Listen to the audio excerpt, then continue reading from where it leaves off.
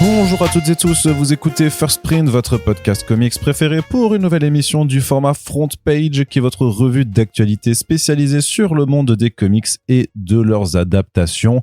Et on vous souhaite une excellente année 2026 puisque c'est le premier Front Page de cette nouvelle année qui démarre en compagnie de l'ami Corentin, bien entendu, il est ici présent. Oui. Tu vas bien? Oui. Bonne année. Oui. Oui aussi. Bonne année Arnaud. Très bien. Et bonne année à vous. Et bonne année à toutes celles et ceux qui nous écoutent. Il y aura plein de podcasts radio. Comme d'habitude en 2026. D'ailleurs, j'ai même pas fait de post de bilan pour le nombre d'épisodes publiés en 2025 ainsi que tous les invités qu'on avait. Il faudra que je pense à le faire un petit peu quand même parce que il faut faire le wrapped de First Print. Mais donc, on est content de vous retrouver pour tout un tas d'émissions qui arrivent. Il y a des bilans encore, on n'a pas terminé. La série des bilans 2025 et perspective 2026. La suite arrive là jusqu'à la fin du mois, je pense. En général, c'est entre décembre et janvier que j'aime bien les faire. N'hésitez pas à écouter aussi le Super Friends avec Stepan Chmitinski qui est enfin sorti, donc avec ce monsieur qui édite des comics en Russie depuis une dizaine d'années, qui nous raconte son parcours, qui est plein d'anecdotes à la fois sur son parcours en tant que tel, mais aussi sur comment c'est un peu zinzin de publier des comics là-bas. Donc voilà, il est en ligne, donc n'hésitez pas à l'écouter, à le partager, parce que c'est clairement le genre de podcast que vous ne retrouverez que sur First Print. Et sinon, on espère que vous allez bien. On profite toujours de ce podcast pour remercier notre partenaire Pulps, qui continue de nous sponsoriser en 2026 pour qu'on vous fasse des focus Pulps et qu'on vous invite à découvrir des comics. D'ailleurs, j'ai un petit truc à vous teaser, mais sachez que un des comics qui était dans le focus Pulps de l'automne, je dirais pas quel mois, de l'automne, voilà, sera publié en France l'année prochaine. Voilà, donc c'est très très vague, mais voilà, vous savez, voilà, mais au moins vous savez que 3 donc non, dans l'automne t'as dit. Dans l'automne. Donc ça c'est 12 du coup. Ouais, c'est ça. Ça fait une chance sur. Donc n'hésitez pas, si vous avez la réponse, vous pouvez mettre sur notre Discord, vous pouvez jouer un jeu dans la rubrique jeu, n'hésitez pas à dire lequel c'est. Vous gagnerez toute notre estime. Exactement, voilà, vous serez très très très fort. Du reste, on en profite également pour remercier nos valeureux tipeurs et tipeuses. Vous êtes 143 à l'heure où on écoute ce podcast, donc merci beaucoup de continuer de nous soutenir. C'est grâce à vous que l'on peut continuer de faire des podcasts aussi régulièrement, que je me prends toute l'énergie vitale qui me reste pour vous monter des podcasts à 23h où à chaque fois je vais me coucher et je fais non, faut que j'ai il y a le podcast demain. T'es con Arnaud, voilà. Tu peux. Voilà, tu vois, au lieu de les uploader dans la journée comme tout le monde, non, il le fait beaucoup trop tard. Mais t'en fais trop aussi, j'arrête pas de te le dire. Mais oui, mais moi je veux que je suis dans une politique de l'offre. Exactement. De l'offre. Donc, Corentin. Ça marche très bien d'habitude. Hein? Alors pour nous ça va, ça nous moi ça va. Après moi je suis content de toutes les émissions qu'on fait, quoi. Je suis content, et là on vient de mettre le podcast sur Red Sonja aussi en ligne. On apprend plein de choses sur Red Sonja en tant que tel, et puis après on rigole avec Splinter. Donc voilà, il y en a vraiment pour tous les goûts. Pour s'instruire et pour se divertir, c'est l'esprit First Print. Ouais, c'est la formule. Donc Corentin, on va pouvoir démarrer ce podcast qui sera pas très très long, je pense, parce que c'est un début d'année encore un petit peu calme. Écoute, ce n'est pas forcément une mauvaise chose. Sachez aussi qu'il y a un back issues qui arrive tout prochainement. On continue sur notre belle lancée, notre beau revival des back issues de une petite pause, mais ça revient. De 2025. Donc ouais, ça revient très prochainement, et on est en train de planifier un premier thématique déjà en ce début d'année là, qui devrait arriver aussi et qui doit se faire prochainement. On espère, on croise les doigts pour que ce soit bon pour tous nos invités. Donc voilà, il y aura plein de podcasts, vous l'aurez compris. Et je disais donc qu'on allait commencer avec la partie comics. Alors, on va aller du côté d'Angoulême. Ah bon, mais je croyais que... non. Ça a été annulé. Non, ça n'a pas été annulé. Et voilà. Ça n'a pas été complètement annulé. Le festival officiellement n'est pas annulé en tant que tel. C'est simplement comment se fait-ce? C'est simplement que 9e Art Plus dit qu'elle ne peut pas organiser le festival puisqu'elle n'a pas les sous, en grosso modo, de la mairie, enfin des pouvoirs publics. Et donc, c'est de la faute des vilains financeurs publics. Et c'est aussi de la faute des vilains auteurs et autrices qui ont râlé et tout ça, alors que franchement, il n'y avait aucune raison de le faire. Donc, techniquement, le FIBD 2026 n'aura pas lieu en tant que tel, mais ce n'est pas pour autant qu'il n'y aura pas de bonnes raisons de se rendre à Angoulême ou même un petit peu partout ailleurs dans la France au courant du dernier week-end de janvier, puisque il y a 2 événements qui auront lieu pour célébrer la bande dessinée dans toute la France et même un petit peu à l'international, à savoir d'une part ce qu'ils appellent un grand off. Il faut savoir que dans le festival d'Angoulême, donc le festival le FIBD, il y avait toujours un off qui est organisé, c'est-à-dire en fait des animations, des éditeurs qui se réunissaient, des auteurs et des autrices qui se réunissaient en marge justement du festival, c'est-à-dire que le off O2F par rapport au ON qui est l'organisation officielle. Et donc en l'absence de ON cette année, en fait ils décident de faire ce qu'ils appellent donc le grand off, sachant que normalement un off, ça n'a pas de sens s'il n'y a pas de on, mais bon, voilà, c'est juste pour rendre hommage en fait au traditionnel off qui se tenait depuis des années là-dedans. Donc alors le programme a été mis en ligne sur leur site officiel pas plus tard qu'il y a 2 jours. Alors on enregistre ce podcast, c'était jeudi ou vendredi dernier. Donc le 8-9 janvier 2026. Donc il y a un ensemble de 150 manifestations différentes qui sont organisées dans toute la ville, avec beaucoup d'autrices et d'auteurs, de rencontres aussi, de débats, de tables rondes, de séances de dédicaces, mais qui ont plus lieu soit dans des espaces qui sont déjà alloués à la ville en temps normal, comme l'espace Franquin, mais sinon avec des librairies indépendantes, parce que le but en fait de cette alternative, c'est quand même de proposer quelque chose pour que au moins les habitants du coin, je pense qu'il n'y a pas beaucoup de Parisiens ou de gens des autres villes de France en fait qui se déplaceront forcément là-dessus, puisque oui, ça n'aura pas l'envergure du tout de ce qu'était le FIBD en temps normal, mais c'est quand même aussi pour qu'il se passe quelque chose, pour que la BD soit célébrée, et que aussi d'un point de vue économique, ça fasse tourner un petit peu les restaurants, les bars, les logis, puisque c'est 40% en fait. Je crois que c'est dans un article qui disait qu'en fait Angoulême, ça représentait 40% du chef d'affaires de certains établissements. Donc il y avait aussi des conséquences sur la disparition du festival d'un point de vue juste très macroéconomique. Donc voilà, donc ça aura lieu. Donc j'imagine que si vous êtes dans le coin, vous passerez à peut-être y faire un tour, sachant qu'il y a quand même des éditeurs de comics qui ont annoncé être présents. Delirium sera là-bas, je sais que Achilleos aussi sera là-bas, donc j'attends de voir un peu qui sont toutes les autres qui ont annoncé leur présence. Sûrement pas avec des invités en l'occurrence, mais au moins juste pour faire vivre leur bouquin, pour les présenter aux festivaliers qui seront sur place, parce que ça reste toujours du public à aller voir et des bouquins à présenter. D'autant plus quand il y aura le Copra tome 5 qui sortira chez Delirium, je crois, qui sort cette semaine, là, nous on enregistre ce podcast, et donc qui sera présenté sûrement par Delirium sur leur stand, donc une occasion de remettre en avant cette série qui le mérite largement. On vous renvoie à notre Super Friends de fin d'année dernière pour un peu plus de détails. Et à côté de ça, il y a aussi ce qu'on appelle les fêtes interconnectées de la bande dessinée, donc qui ont le même acronyme, ouais, c'est la FIBD aussi, très très malin, qui a été organisé par la collective Girl Code. Donc c'est un grand rassemblement d'autrices en fait qui était déjà à l'origine des différentes pétitions et des manifestes qui avaient été publiés tout au long de l'année, justement pour protester contre le maintien de la société 9e Art Plus à l'organisation des éditions futures du festival. C'est grâce à elle et à Anouk Ricard notamment que beaucoup de choses se sont faites, si ce n'est tout. Vraiment, ça a été l'impulsion majeure pour faire bouger les choses, et donc passer l'obtention de certaines choses, c'est-à-dire l'éviction grosso modo de 9e Art Plus et de l'association du FIBD, de l'organisation future du festival. Elles n'allaient pas laisser les choses en tant que telles, donc elles ont monté donc une collective. Elles préparent ce qui s'appelle les fêtes interconnectées de la BD, c'est-à-dire qu'en fait, au lieu d'avoir un endroit central où tout se passerait, l'idée, c'est d'avoir en fait différentes manifestations dans un grand nombre de villes en France. Donc il y a notamment, je peux retrouver l'affiche pour vous le dire de façon plus précise. Mais en gros, sur l'affiche qui a été faite par Anouk Ricard, il y a Toulouse, Bordeaux, Lyon, Mons, Nantes, Tournon-sur-Rhône, Strasbourg, évidemment Strasbourg. Deuxième capitale de la bande dessinée. Et Tournon-sur-Rhône. Et Tournon-sur-Rhône, bien sûr. Évidemment. Montpellier, Barcelone, c'est ça qui me fait marrer. Enfin, ça me fait marrer, mais il y a Barcelone et Bruxelles quand même à l'international aussi. Marseille et Paris. À Paris, ce sera au Ground Control. Donc, il y aura un grand rassemblement d'autrices et d'auteurs. Je sais qu'il y a pas mal de maisons d'édition indépendantes qui seront aussi sur place sur le dernier week-end de janvier. Donc, tu pourras aller faire un tour si tu veux. C'est un quart d'heure de vélo de chez moi, donc c'est plus facile qu'Angoulême pour le coup. Oui, c'est sûr.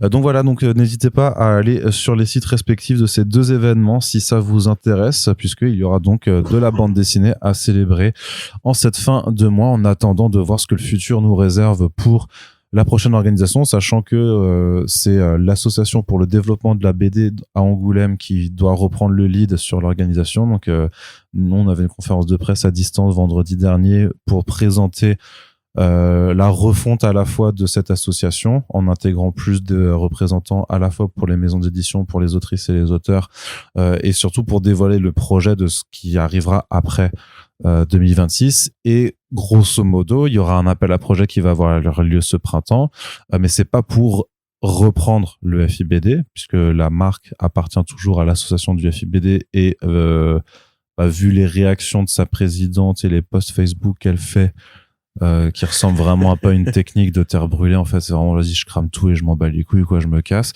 Je doute qu'il y a un accord pour que le futur prestataire puisse reprendre le nom FIBD et la marque et tout ça.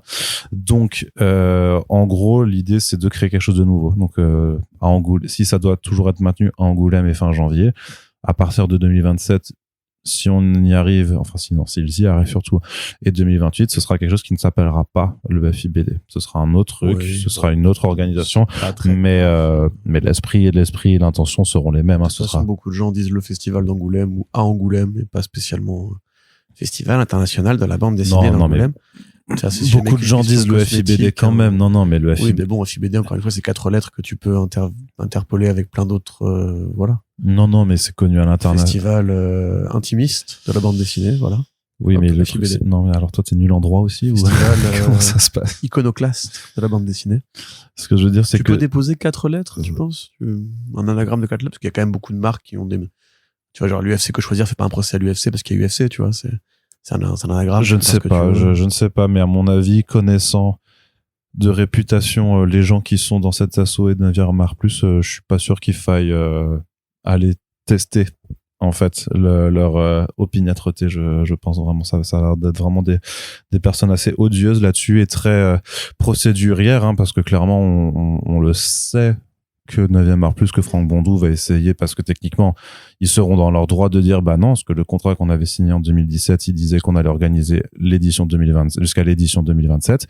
Là techniquement ça leur a été confisqué par la force des choses, hein, avec les événements qui se sont passés, et donc je pense que d'un point de vue légal ils peuvent très bien dire bah en fait non, on avait signé, là vous nous l'avez retiré, donc vous nous devez des sous, quoi, grosso modo. Ouais. Et ça je suis à peu près sûr que de faire preuve d'élégance et de se montrer beau joueur. Non, l'élégance n'est pas le fort de Franck Bondou, hein, clairement. C'est ça qui est amusant, c'est qu'en fait jusqu'au bout les mecs sont persuadés d'être dans leur bon droit, et que, enfin techniquement les contrats sont clairs, hein, mais et que personne en fait n'a réussi à les faire changer d'avis ou de braquet par rapport à tout ça. Ouais, non, ce sera une affaire à suivre, hein. De toute façon, on n'a pas fini d'en entendre parler. Mais en attendant, on souhaite bon courage à toutes celles et ceux qui organisent ces deux événements, donc les FIBD et le Grand Off d'Angoulême. Et on verra bien la suite se développer. Il y a tout un tas d'articles, hein, sur le site. Si jamais vous voulez retracer un peu l'ensemble du feuilleton, je vous ai essayé de vous faire un très bon travail de presse. Un gros résumé. Moi j'ai rien fait. C'est Lucie Servin de l'Humanité qui a fait la majeure partie du boulot. Très bon travail de compilation de Arnaud Tomassini de Paris. Et la Charente Libre sur place aussi, qui font ce taf depuis des années. Mais en l'occurrence aussi également à partir du début du mois de février, il y aura une grande exposition de Delcourt, hein, qui aurait dû être inauguré pendant le FIBD cette année, parce qu'ils fêtent leurs 40 ans d'existence. Et donc tout simplement l'exposition a été un tout petit peu décalée, puisqu'elle se tiendra donc du 5 février au 15 novembre 2026, sur lesquels une exposition à la Cité internationale de la bande dessinée et de l'image, où il y avait la grosse exposition Marvel l'année dernière, et à laquelle en fait là il y aura 4 décennies de publications, dans lesquelles, bien entendu, il y aura un versant tourné vers l'international, puisque Delcourt, c'est Mike Mignola, c'est Charles Burns, c'est du Dave McKean, c'est Chris Ware, c'est Bone de Jeff Smith aussi. Donc voilà, il y aura très certainement des planches de tous ces auteurs qui seront présentés sur place, en plus de tout le reste de leur production, plus franco-belge. Il y a aussi du manga, il y aura aussi du manga qui sera affiché normalement, donc voilà, c'est toujours cool d'avoir des planches originales exposées. Je pense que ce sera sûrement très intéressant. Il faudra y faire un tour. Donc entre le mois de février et le mois de novembre, normalement ça vous laisse une fenêtre assez large pour faire un tour à Angoulême, si jamais, puisque la ville est pas terrible, hein, quand même, mais quand il fait beau. Si vous y allez au printemps ou en été, je pense qu'elle est déjà plus agréable. Voilà, bah oui, on va être gentil avec nos copains en Angoumoisins. Du reste, on a eu quelques annonces aussi du côté de la VF. Beaucoup de VF d'ailleurs dans ce podcast, j'ai l'impression. Quasiment que ça, il n'y aura qu'une seule news VO, Corentin. On commence avec toi, justement. Est-ce que tu peux nous parler juste un peu de 2 projets indés qui doivent arriver aux éditions Blitz, qu'on avait abordé dans le podcast avec Florent de Gluten et Loussal. Et là, on a un peu plus de visuel et de descriptif. Alors, le premier, c'est Blata de du bon Alberto Ponticelli. Oui. Qui fait la famille Ponticelli, effectivement. Ponticelli. Il est italien, Alberto Bah, complètement. Hein? Bah oui, complètement, il est italien. Genre, je sais pas, il y a des noms italiens qui sont au Brésil et inversement. Non, lui, oui, il est complètement italien. Bon, l'Argentine ou quoi, enfin bref, peu importe. C'est la famille. Eh ben, tant mieux pour la familiale, dans ce cas-là, j'ai envie de dire. Néanmoins, oui, donc le projet, c'est un projet de science-fiction paranoïaque, plutôt tourné vers le morbide, a priori, dans le sens où c'est un monde dans lequel l'humanité ne bouge plus de chez elle, l'humanité qui a réussi à vaincre la mort et qui, donc, désormais, un peu à la Death Stranding, les gens sont isolés, ne font que travailler depuis chez eux, paranoïaques et vivant dans des scaphandriers, comparé à des blattes, des blattes qui errent dans le sous-sol, parce que les blattes, enfin, la légende veut que c'est compliqué de tuer un cafard et une blatte, et qu'elle peut survivre à peu près tout. Donc là, Ponticelli fait une sorte de parabole entre nous, les insectes grouillants et ces magnifiques petites créatures. Ça a l'air effectivement assez glauque. C'est du noir et blanc, c'est pas du tout humoristique, c'est pas de la science-fiction de type divertissement, on est vraiment sur une étude du cerveau humain dans des circonstances précises. Je ne l'ai pas lu celui-ci parce que j'ai pas réussi à le trouver. C'est une création pour le... Enfin, je crois pas que ça a été publié aux États-Unis en fait. Oui, j'ai pas réussi à trouver d'infos par rapport à ça. Mais bon, ça reste Ponticelli, effectivement, comme tu dis, il était déjà bien représenté chez Bliss avec L'île aux orques et avec Goodnight Paradise qui reste l'un des chefs-d'œuvre de leur catalogue. Ça a dû être publié en Italie avant, tout simplement. Et voilà, je n'ai pas beaucoup plus d'infos que ça à te donner, Arnaud. Non, mais avec les planches, tu vois que ça a l'air très très sombre. Moi, ce que je te disais juste avant, c'est que ça faisait très Larsenet, période Blast un peu, je trouve, quelque chose de vraiment même Brodeck un peu, tu vois, ça a l'air assez glauque, très clair. Mais après, j'aime beaucoup la couverture, elle a vraiment quelque chose de fou, quoi. Donc, et puis ça reste Alberto Ponticelli, donc un artiste que nous ici on aime beaucoup pour les travaux qu'il a fait avec Joshua Dysart, pour les travaux qu'il a fait chez DC aussi à une certaine époque, quand même, avec Dysart sur Unknown Soldier, mais aussi avec Dial H à l'époque New 52 qui reste toujours une série méconnue mais qui était vraiment trop cool. Et là, c'est un style un peu plus photoréaliste. Ouais. Dans l'idée, c'est pas du L'île aux orques en l'occurrence. Non. Et ça a ce côté très souterrain, très très bitume, très canalisation. C'est pas une BD a priori à lire si vous êtes un peu déprimé en ce moment, puisque on va dire que Ponticelli regarde l'humanité dans les yeux, sans concession. Il faut quand même effectivement on admette que nous sommes plus proches maintenant de la blatte que du cheval ailé, on va dire. Donc voilà, c'est cool en tout cas, belle prise pour de Bliss. Trop bien. Et je sais pas s'il y a une tournée qui est prévue de faire revenir Alberto Ponticelli. Je sais plus s'il nous en parlait ou pas dans le podcast, Florent, donc je voudrais pas depuis l'Italie, c'est pas compliqué. Dire de bêtises, mais c'est ça, mais j'espère que ce sera le cas. Donc ça sortira le 6 février 2026. Et donc il y a un autre titre dont on a fait une news en attendant de vous faire le gros récap Valiant, puisque il y a beaucoup de choses à dire sur la façon dont les titres Valiant vont être publiés chez Bliss. Enfin, pas genre, parce que ça va être incroyablement complexe, parce qu'il y a quand même pas mal d'albums, mine de rien. Ils vont vraiment reprendre du poil de la bête pour publier toute la période Resurgence de Valiant. Donc ça, on y reviendra dans le prochain front page. Je m'y engage, je ferai les articles d'ici là. Et donc, l'autre titre, oui, c'est ça. Mais pour de vrai, ah ouais. Enfin, quand en France, un mec dit ça, en général. Oui, mais voilà, mais j'ai pas de toupet. Tu te souviens de ces SDF dans la rue, Oui.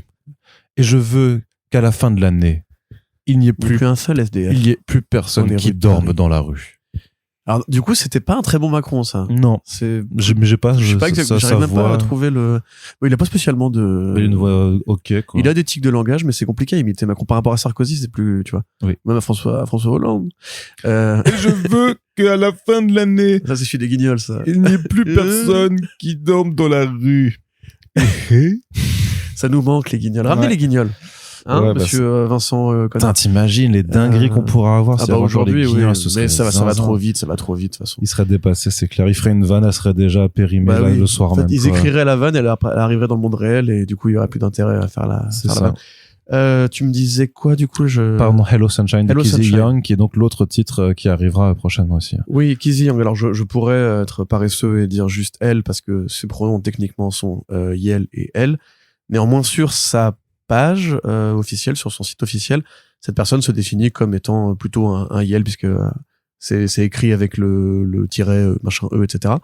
Donc Kizzy Young, effectivement, c'est une artiste non binaire, une artiste non binaire, qui avait déjà été repérée par Bliss avec l'album Taproot, et qui fait du format jeunesse, mais on va dire dans un style à la fois très classique, parce qu'il y a quand même des codes dans la fiction pour les jeunes adultes aux États-Unis.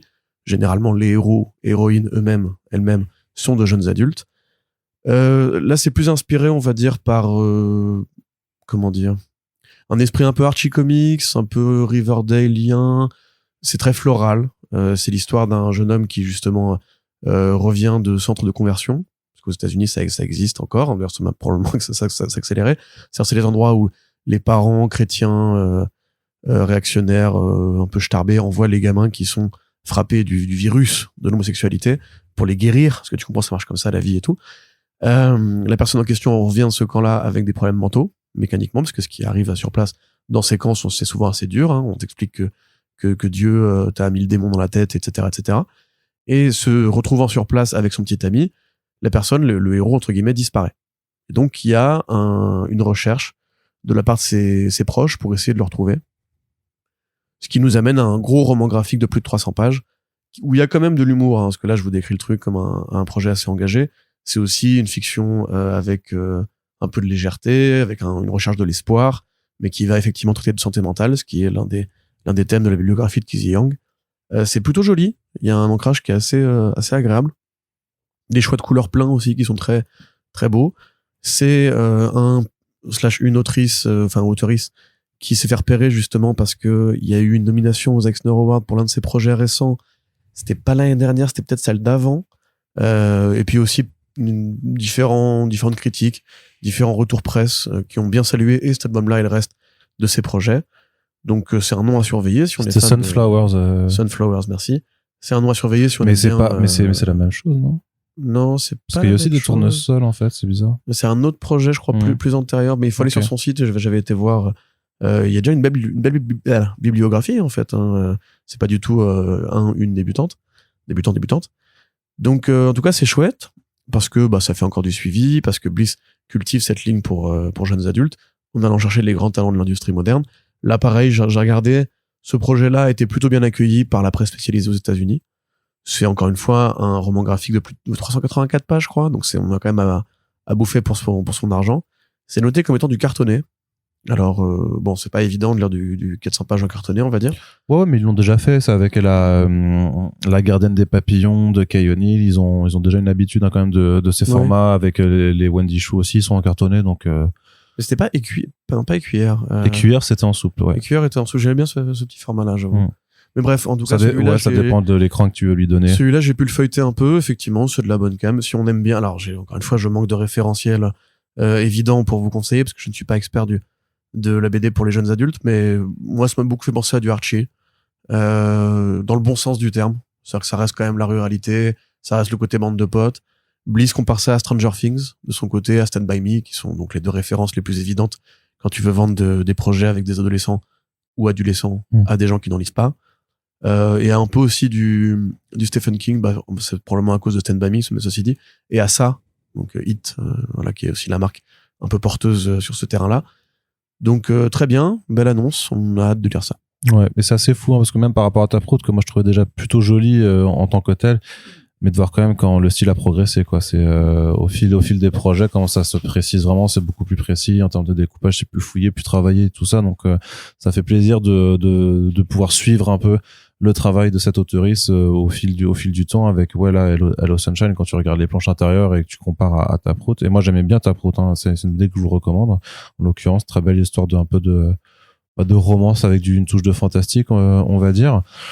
Et donc là, le dessin est quand même il a pris du puis toujours aussi le motif de la dépression nerveuse qui traverse sa biographie. Complètement. Les couvertures sont toujours très chouettes aussi de ces bouquins. Je suis en train de voir là. C'est non, mais c'est quelqu'un d'assez prometteuse. Hein, Moi, j'ai découvert en faisant cet article-là. Effectivement, il y a quand même pas mal de belles choses déjà publiées. Pas en France, mais aux États-Unis, beaucoup de. Oui, j'imagine que si ça fonctionne un minimum, le but de Bliss après, c'est comme avec Ionil, hein, c'est de proposer l'ensemble de la bibliographie de ces auteurs et de ces autrices. Du coup, donc on en a terminé du côté de Bliss. Un petit mot pour vous signaler, parce qu'on en a parlé dans le podcast avec Run pour le label scientifique. Donc le premier projet qui arrive cette année, ce sera Le chemin derrière la maison de Jérémy Gasparuto, qui sortira dans un grand format d'eau toilée à la Mathieu Bablet, à la OKA, à la Short Story. Pas du tout, non. Dessous? Non. Dessous, c'est chez Comics Initiative, donc ça n'a rien à voir. Pardon, désolé. Ils ont un auteur en commun, mais ce n'est pas du tout la même maison d'édition. Mais oui, ils avaient fait une édition avec un auteur pour le dessous, mais il est plus petit, il est beaucoup plus petit. Il est dans un format assez standard. Donc non, là c'est vraiment pour le rapprocher de ces autres albums. Jérémy Gasparuto, que vous avez vu déjà si vous lisez du label depuis longtemps sur du Doggy Bags. Il avait fait le Heartbreaker aussi. Il avait fait un one shot Teddy Bear également. Et donc là en fait c'est son premier album en full solo, hein, sur le dessin et le scénario. Et c'est compliqué de le présenter en tant que tel, hein. De toute façon, si vous avez écouté le podcast avec Run, vous l'avez compris que c'est compliqué de présenter une histoire en tant que tel, parce que c'est vraiment pas c'est une BD qui est complètement atypique, puisque ça s'apparente plutôt à une forme de recueil de poésie en bande dessinée qui a des thématiques qui sont communes, notamment surtout parce qu'en fait c'est un album qui a été inspiré par notamment en fait ces promenades qu'il fait dans son coin de la France, donc où c'est très très nature, très bord de mer, très chemin, enfin vraiment, et en fait où c'est plutôt une forme de d'ode à ça, en fait, à la nature, à ce qui s'y cache, à ce qu'elle a de magnifique, ce qu'elle a de reposant, à ce qu'elle peut avoir aussi de terrifiant, dans un registre qui est à la fois très tranche de vie, mais pas tant que ça, qui a une grosse part de fantastique, vraiment. Il y a plein d'images qui sont un peu hallucinées, qui évoquent une sorte de folklore, de mythologie. Non. C'est découpé par séquences de poèmes. C'est des petites séquences. Okay. C'est des petites séquences. Il y a pas forcément. Oui, c'est un peu comme. Mais c'est vraiment ça. Hein. Je pense que c'est une bande dessinée que t'as pas forcément besoin de lire en une fois. Parce que sinon, clairement, le sentiment, ça va te dire, zut, si tu t'attends à une histoire, en fait, en tant que tel, c'est pas du tout ce que tu vas retrouver. Donc, c'est plus quelque chose que t'aurais, enfin, je pense, hein, dans l'esprit, tel qu'il a voulu, il faudra en discuter avec lui, mais quelque chose qui se picore, je dirais, mais vraiment comme un recueil de poésie. En général, un recueil de poésie, tu le lis pas d'un bloc, tu vois, parce que sinon, peut-être qu'il y en a qui le font. La même saveur, mais voilà, tu vois, c'est pas la même chose. Et là, je trouve que c'est vraiment l'approche qui s'en retrouve le plus, mais surtout parce que par contre, les planches, elles sont folles, quoi. Il y a vraiment des compositions, des images que je trouve absolument géniales, mais même sur les quelques planches qu'on a vues, tu vois, ce genre de grande vision très biblique, hein, l'occurrence, que là, on évoque vraiment la création, le serpent, tu vois. Et donc, il y a plein de trucs comme ça qui sont dans des sortes de mythologie plus celtique, en fait, des trucs un peu ou païens, en fait, des mythes païens avec des créatures enfin voilà, c'est vraiment assez, je pense que c'est complètement atypique, clairement. Je crois pas que le label ait vraiment fait une sorte de BD qui soit comme ça. Ouais, c'est ce que j'allais dire. En l'occurrence, et ça prouve qu'il continue d'expérimenter, en fait, en tant que tel, quoi, comme toujours. Donc moi je suis assez curieux, très curieux du coup, et assez impatient de voir comment les lecteurs et lectrices recevront ce projet. Et donc ça arrivera donc à la fin du mois de janvier. 152 pages, 27,90, donc le 21 janvier 2026, donc ça arrive assez tôt, enfin assez proche, par rapport à l'heure d'enregistrement de ce podcast. On espère que vous serez au rendez-vous et que vous aurez de la curiosité pour aller découvrir cet album que moi j'ai pu lire déjà en PDF, mais là c'est vraiment le genre de truc où il faut l'avoir entre les mains, je pense. J'ai bien aimé parce que pour cette approche très radicale, en fait, très non conventionnelle, en fait, de la narration, mais je pense que avec l'objet livre, avec les planches qui s'impriment vraiment, parce que sur une petite tablette, en fait, je pense que ça rend vraiment pas la même chose, quoi. C'est pas du tout le format idéal pour le découvrir, donc c'est pour ça que j'ai vraiment très hâte de mettre la main dessus pour voir vraiment. T'as une partie éditoriale qui explique un peu la démarche ou non. Non. On va pas te prendre la main, hein. Oui. Des fois, il faut, tu sais, le public, il peut parfois être un peu brusqué par certaines approches. Oui, enfin, quand tu vas voir, je ne sais pas quel film, de quel j'aurais pas d'exemple, mais il n'y a pas de texte qui s'affiche quand tu vas voir. Non, mais il y a une campagne de publicité qui est là pour essayer, ou les interviews. C'est pas les mêmes médias. Ce que je veux dire, c'est, tu sais comme moi que parfois le public comics ou français en général peut se dire Ah non, il peut se braquer par surtout rapport à... chez 10-19 où t'as quand même des attentes de genre ou d'école, de style. Ouais, mais peut-être qu'ils sont là pour dire justement arrêtez de croire qu'on serait que dans un seul genre et tout ça, et surtout que c'est même pas très vrai parce que quand tu regardes l'ensemble de la bibliographie, il y a quand même des albums qui sont très très différents. C'est pas ce que je dis moi. Non, non, je sais, mais je pense que ça se verra encore plus avec le programme de 2026 en fait, parce qu'il y a des vraies ouvertures, enfin avec les nouveaux artistes qui vont être publiés. On en a parlé dans le podcast avec Run, et donc on en reparlera tout au long de l'année. De toute façon, évidemment, le but c'est aussi d'avoir les auteurs et autrices dans ce podcast à chaque fois, quoi. Mais ça va vraiment montrer aussi effectivement qu'il y a pas, il y a d'autres styles aussi, il y a d'autres sensibilités qui sont là, mais qui ont toujours été là en fait. Quand tu regardes les premières années et tu te rappelles de Debaser, de Raph ou de Nana Hux, qui sont quand même des albums qui sont déjà très, enfin Debaser c'est un manga quoi, mais Nana Hux qui est vraiment super bizarre en fait. Donc voilà, il y a ça. Je pense que peut-être qu'il y a une forme de rappel en fait de ce qu'a été le label là-dessus quoi. Et donc bah ouais, moi je suis assez curieux de voir comment les lecteurs trouveront ce bouquin, donc Le chemin derrière la maison, à venir dans quelques jours. Et alors qu'est-ce qu'on a encore? Oui, Morgan. Bah oui, donc la maison d'édition aux nouveaux éditeurs, chapeautée par Monsieur Sullivan Rouault qu'on avait laissé depuis son aventure iComicsienne, et donc qui revient aux nouveaux éditeurs avec Thomas Aragon, avec Arthur Hunard, avec Victorine Gay, pour vous faire de la bande dessinée. Mais si on en parle sur First Print, c'est évidemment parce qu'il y aura alors c'est pas du comics en tant que tel, même si ça va être publié aux États-Unis, mais donc il y aura une nouvelle série de gens que tu connais bien, Corentin, qui s'appelle Ramvé, Evan Kegel et Anand Erka. Ça me dit quelque chose. Ça te dit peut-être quelque chose. Ouais. On les a vus dans les BD, ça. Ouais. Ouais, aux États-Unis. Ouais. Il y en a un plutôt sud-asiatique un peu. L'autre, je sais pas, par contre. J'allais dire Anand Erka, je sais pas d'où il est. Mais il est aussi indien, non? Bah oui. Ouais. Oui, complètement, oui, parce que RK, c'est un nom de famille, ah oui, mais oui. très long, et tout à fait. voilà. Donc c'est plus facile de dire RK. C'était pas Graffiti's Wall, j'allais dire. Si, Graffiti's Wall, il l'avait signé avec son vrai nom, il me semble, ouais. Enfin, son nom complet. Mais, après, c'est pas une énorme surprise. Dans les faits, Sullivan a fait quand même beaucoup de travail pour ramener cette bibliographie-là en France avec This Savage Shores, rappelez-vous, longtemps avant que Blue and Green. Ces deux personnes, et Blue and Green, longtemps avant que ces deux personnes, ouais, c'était l'un des premiers, je crois, This Savage Shores qu'il avait édité. This Savage Shores, ça a été la première de Ramvé en France. C'était encore une fois longtemps avant Layla Starr, longtemps avant Detective Comics. C'était encore un nom, enfin, à suivre, on va dire, mais pas encore le Ramvé que c'est aujourd'hui. Et après, avec tout le travail qui a été fait sur Dawn Runner pour vraiment pousser ce projet-là vers l'avant, en France particulièrement, on se doutait bien qu'il y aurait des collaborations, puisque encore une fois, pardon, Morgan, le but c'est aussi un peu d'abolir les frontières et de plus se dire juste, on va être la maison comics ou la maison manga ou la maison franco-belge. Donc c'est super chouette, mais on sait pas de quoi il s'agit encore. Non. Ouais. Ça n'a pas encore été annoncé. Ce sera probablement une création originale. Bah, c'est une création, hein.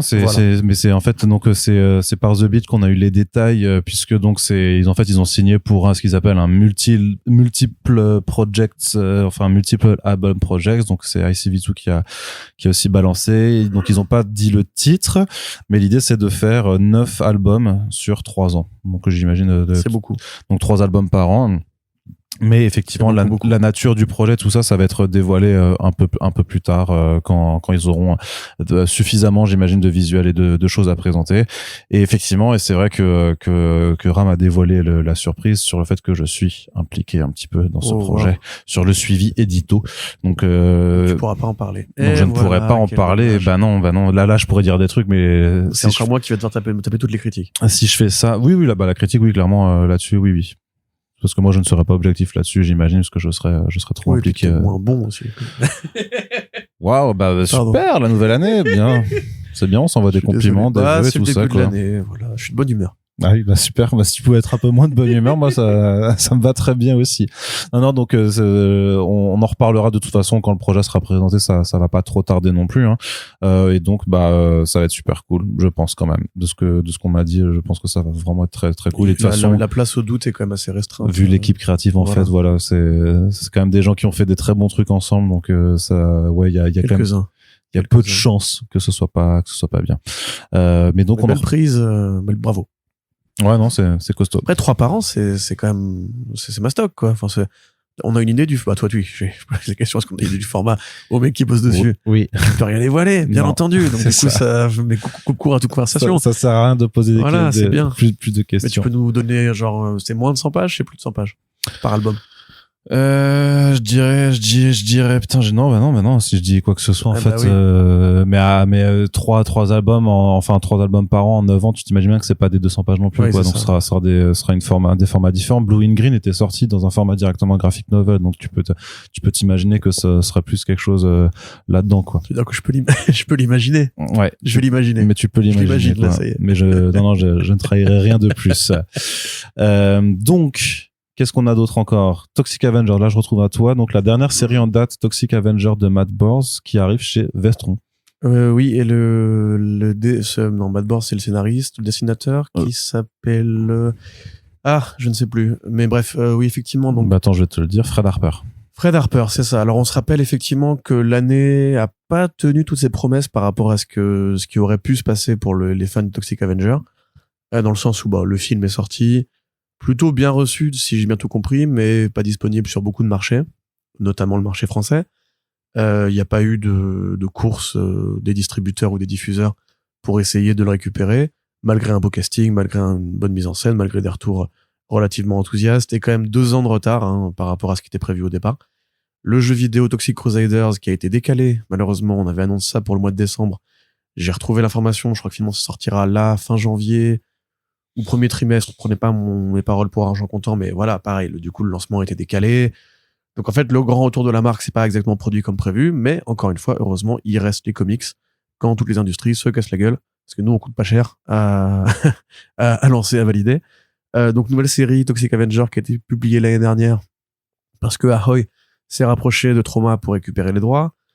C'est très bien, c'est du toxique classique, c'est-à-dire une compagnie basée à Traumaville, de pharmaceutico, pollution, machin, etc., cause des mutations parmi les adolescents. Toxic, qui est déjà toxique à ce moment-là, décide d'enquêter et de casser des gueules parce que c'est le justicier dans les États-Unis ont besoin en ce moment. Donc, petit propos un peu crise sanitaire, scandale de pollution, etc. Il y a de l'humour, c'est un peu violent, c'est pas extraordinaire, mais c'est un peu violent. Ça fait le boulot, c'est du toxique classique, peut-être un peu plus intelligible que certains films de trauma qui sont parfois vraiment juste débiles et nuls parce que c'est le but, entre guillemets. Là, on a quand même une vraie intrigue, des vrais dialogues, c'est beaucoup de l'humour de situation. À côté, on sait que Mark Russell a fait un crossover avec Toxic et Jésus, oui. Qui n'est pas encore, a priori, qui sera pas dans cet album-là. Mais il y a eu quand même un vrai effort de la part de la maison d'édition pour essayer de pousser un peu le retour de Toxie, et j'ai envie de dire que, à moins de passer par le piratage, vous n'aurez que ça pour nourrir votre passion pour le gros pustuleux.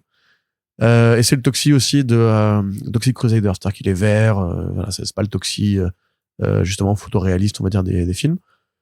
Tant mieux, c'est cool, moi j'avoue je suis plutôt fan, donc c'est bien de savoir que ça revient en France, et c'est du coup Vestron qui prend ce risque-là. Je sais pas si c'est vraiment très payant. Enfin, on est combien vraiment de fans de Toxic Avenger en France? Parce qu'on n'est pas assez pour valider un retour de film, même sur Netflix, même chez un éditeur de DVD ou quoi que qu'est-ce. Donc, en fait, ça c'est ce que les gens, enfin c'est ce que les gens qui pouvaient le distribuer se sont dit. Mais est-ce qu'ils ont tort? Enfin, tu vois, tort, non, c'est ça, chez Marvel. Bien sûr, ta gueule. 2026, on a dit on change de répertoire, Arnaud. Hein. Il faut renouveler un peu quand même. Je sais pas. Après, pour le coup, vraiment, beau courage de la part de Vestron. Essayez de donner sa chance au produit, peut-être, de votre côté. Mais encore, voilà, c'est très particulier. C'est peu accessible en France, même les anciens films. Donc bref, voilà, on va voir comment ça rend. Mais de son côté, d'ailleurs, Vestron avait déjà validé une nouvelle série. Donc il y a déjà 2 tomes de disponibles avec cette même équipe créative. Voilà, peut-être que c'est le début d'une nouvelle marque dans les comics en France. Ouais. Voilà. Non, je suis assez curieux. Donc, ça arrivera en mars 2026. Hein. C'est pas tout de suite encore. Ça fait partie des titres à venir. Donc, on jettera un œil avec attention, parce que voilà, il y a pas mal de comics de licence qui sont plutôt cool chez Vestron. Donc, oui, l'essentiel de ce qu'ils ramènent est généralement de bonne qualité. Il faut un écrémage quand même, parce que. Oui, ils choisissent à chaque fois, mais comme quand ils ramènent, tu vois, les titres de Tom Scully sur, c'était quoi? C'était le Transformers vs G.I. Joe. Ouais. Donc voilà, tu vois, donc il y a quand même aussi une sensibilité. Longtemps avant que Robert Kirkman nous impose ce truc-là, il y avait déjà un mec que ça intéressait. Non, mais je veux dire, je dis pas dans le sens enfoiré, mais voilà, longtemps avant que lui se dise c'est révolutionnaire, j'ai cette idée-là incroyable, il y avait déjà Tom Scioli qui l'avait fait effectivement avant lui. Donc voilà. Donc voilou. Prends ça, monsieur Walking Dead. Et du reste, qu'est-ce qu'on avait aussi à faire? Ah oui, on a des nouvelles si on parle de petites maisons d'édition. On a des nouvelles de Hugin et Munin. Oui. Alors plus ou moins parce que parce qu'on n'a pas eu de nouvelles en tant que tel, parce qu'il n'y a pas eu de communiqué de presse, il n'y a pas eu de post sur les réseaux sociaux, mais on est quasiment à la mi-janvier et il y a 2 albums qui arrivent d'ici la fin du mois. Donc là aussi, ils sont complètement sur tous les sites de libraires en ligne, de précommande et tout ça. Et en fait, donc on s'aperçoit que les titres Marvel qui sont publiés aux États-Unis par Abrams Comic Book arriveront chez Hugin et Munin, alors ce qui est tout à fait normal, parce que en termes de gestion, de direction, c'était les mêmes personnes jusqu'à un moment donné. Mais donc c'est cool de voir en fait des approches très différentes en fait de Marvel émerger avec ces 2 projets-là, parce qu'il y a le voyage du héros d'un côté et il y a celui de Chip Zdarsky, donc Avengers le Vortex. Oui, et autant dire que ça s'adresse pas forcément à un lectorat.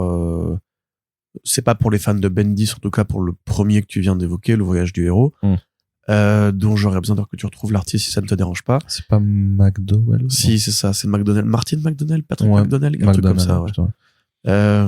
Donc effectivement, alors pour rappel, les éditions Abrams, Comics Art, du coup, donc sont cofondées par Charles Kochman, je sais pas comment ça se prononce, qui lui est un ancien éditeur très important de chez DC, Vertigo et je crois qu'il a fait un peu de Marvel aussi auparavant.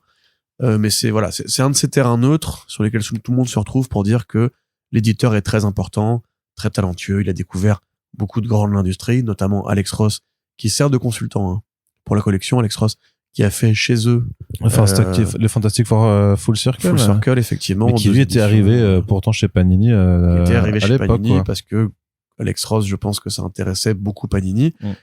Et après, il a dû avoir une sorte de contrat cadre avec Hugin et Munin, puisqu'ils ont annoncé 2 projets d'un coup. Et comme dit, le Abrams, en fait, Abrams était géré donc par un monsieur je vais plus retrouver le nom, ça va me saouler, mais qui avait aussi pris sur lui de publier les Frank Miller. Il y avait tu vois. Sûr, oui, mais ils avaient beaucoup de projets à Abrams qui ont fini chez Hugin parce que justement. Mais parce que c'était la même personne qui s'occupait bien sûr. Des 2 pôles, quoi. Mais ce que je veux dire, c'est qu'effectivement, la distinction a pu, du coup, interloquer parce que il y avait le Full Circle qui était arrivé chez Panini, et on savait pas si même un autre éditeur allait se positionner, parce que c'est des projets quand même très particuliers. McDonnell, il est pas très connu en France. C'est un mec qui a fait un comic strip qui s'appelle Mutt, qui est vraiment pour les petits. C'est pour les petits, mais c'est aussi un peu philosophique, on va dire. C'est pas comme de la Calvin et Hobbes. Un peu comme Calvin et Hobbes, un peu comme les Peanuts quelque part. C'est pas un truc qui insulte l'intelligence des enfants. Néanmoins, c'est pas très distribué, aussi connu que Calvin et Hobbes ou les Peanuts. Et le voyage du héros, donc The Hero's Journey en version originale. Donc déjà, ça épouse les contours de ce que Kochman voulait faire avec Marvel, c'est-à-dire prendre des personnages qui sont généralement attribués au mainstream et les mettre entre les mains de gens plus exigeants, plus auteurs, plus cette scène roman graphique, plus arty. Voilà. Moi, j'aime pas trop le thème arty. C'est comme le mot élitiste, tu vois, c'est des mots qui veulent rien dire. Tu peux t'intéresser à d'autres répertoires sans forcément être tout de suite un enfoiré qui insulte tout le monde. Moi, je suis fan un chat, des fois, Corentin. Attends. Moi, je suis fan d'Absolute Batman où il y a un mec musclé qui découpe des gens à la hache, et effectivement, Calvin et Hobbes. Souvent, on remarque pas du tout parce que j'ai jamais lu Calvin et Hobbes, mais t'as jamais lu Calvin et Hobbes? On en a déjà parlé 10 fois, mec. C'est une de mes lacunes culturelles. Mais wow, c'est fou. La tête. C'est fou. Mais non, mais par rapport à non, pas du tout. Mais par rapport à la stature que tu as dans ce podcast, c'est quand même fou que tu n'aies pas lu Calvin et Hobbes. Voilà. Donc moi, je suis fan de Spawn et de Charles Burns. Tu vois, il y a pas forcément entre les deux. Mais c'est vrai que Marvel fait, comme on l'a dit, très peu d'efforts. Plus un tigre, c'est comme un chat, ça devrait trop te plaire. Pour mettre en avant justement ces grands noms-là. Ils l'ont fait à une époque, mais c'était un peu le cas avec Piscor et avec Scioli quand ils ont ramené les grands designs sur le devant de la scène. L'idée, c'était de prendre des mecs qui viennent de l'extérieur, de l'indé, de la contre-culture, de ce côté un peu élite, des fois d'un meilleur mot, ou esthète. Et underground aussi un peu. Oui, un petit peu. Là, c'était un peu l'idée de Kochman aussi, c'était d'aller prendre des gens qui font peu de comics mainstream et de leur proposer d'en faire simplement. Donc ce projet-là, il est encore une fois. Qui s'appelle Aerio Black Label chez un autre éditeur presque. En un sens, mais c'est même, je pense, là en l'occurrence, peut-être encore plus pointu. Oui. Comment il s'appelle le mec qui a fait Jeans and Roots déjà? Craig Thompson. Voilà, c'est un peu comme si Craig Thompson venait faire du Marvel, on va dire. Parce que The Hero's Journey, donc c'est un projet vraiment que j'aurais du mal à vous décrire encore une fois. C'est l'histoire donc du jeune homme qui était McDonnell à l'époque, qui lisait les comics Marvel quand il était petit, parce que c'est un vieux monsieur, maintenant il a plus de 60 balais. Qui redécouvre son amour de Kirby, de Ditko et de Stan Lee. Tous les gens qui ont plus de 60 ans qui nous écoutent, qui sont outrés. Ah, y a pas de, mais, oh, putain, c'est pas un gros mot, vieux, Bon, bref, tu me fais chier. Oui, c'est le but. Laisse-moi finir parce que c'est déjà assez compliqué comme ça. Oui, pardon. Donc, il redécouvre son amour de Kirby et de Ditko et qui, en fait, va faire du collage. C'est-à-dire que vous allez avoir les planches de Ditko et de Kirby, sur les scénarios de Stan Lee. Donc, vous allez avoir les Fantastic Four, les Avengers, Captain America, Spider-Man. Et après, il va reprendre la main en cours d'intrigue, en dessinant lui avec son coup de crayon qui est très particulier, qui est très enfantin. Et ce n'est pas un gros mot non plus, hein. C'est un mec qui vient de la BD pour enfants au départ, et qui va petit à petit composer une intrigue qui nous explique que, en fait, la recherche de la paix intérieure peut passer par les super-héros si les super-héros optent pour un combat différent, qui n'est pas un combat manuel, à coup de blaster, à coup de pouvoir, etc., mais qui est une recherche du zen, une recherche philosophique de s'améliorer soi-même, redécouvrir chaque chose, chaque élément du quotidien avec les yeux d'un enfant.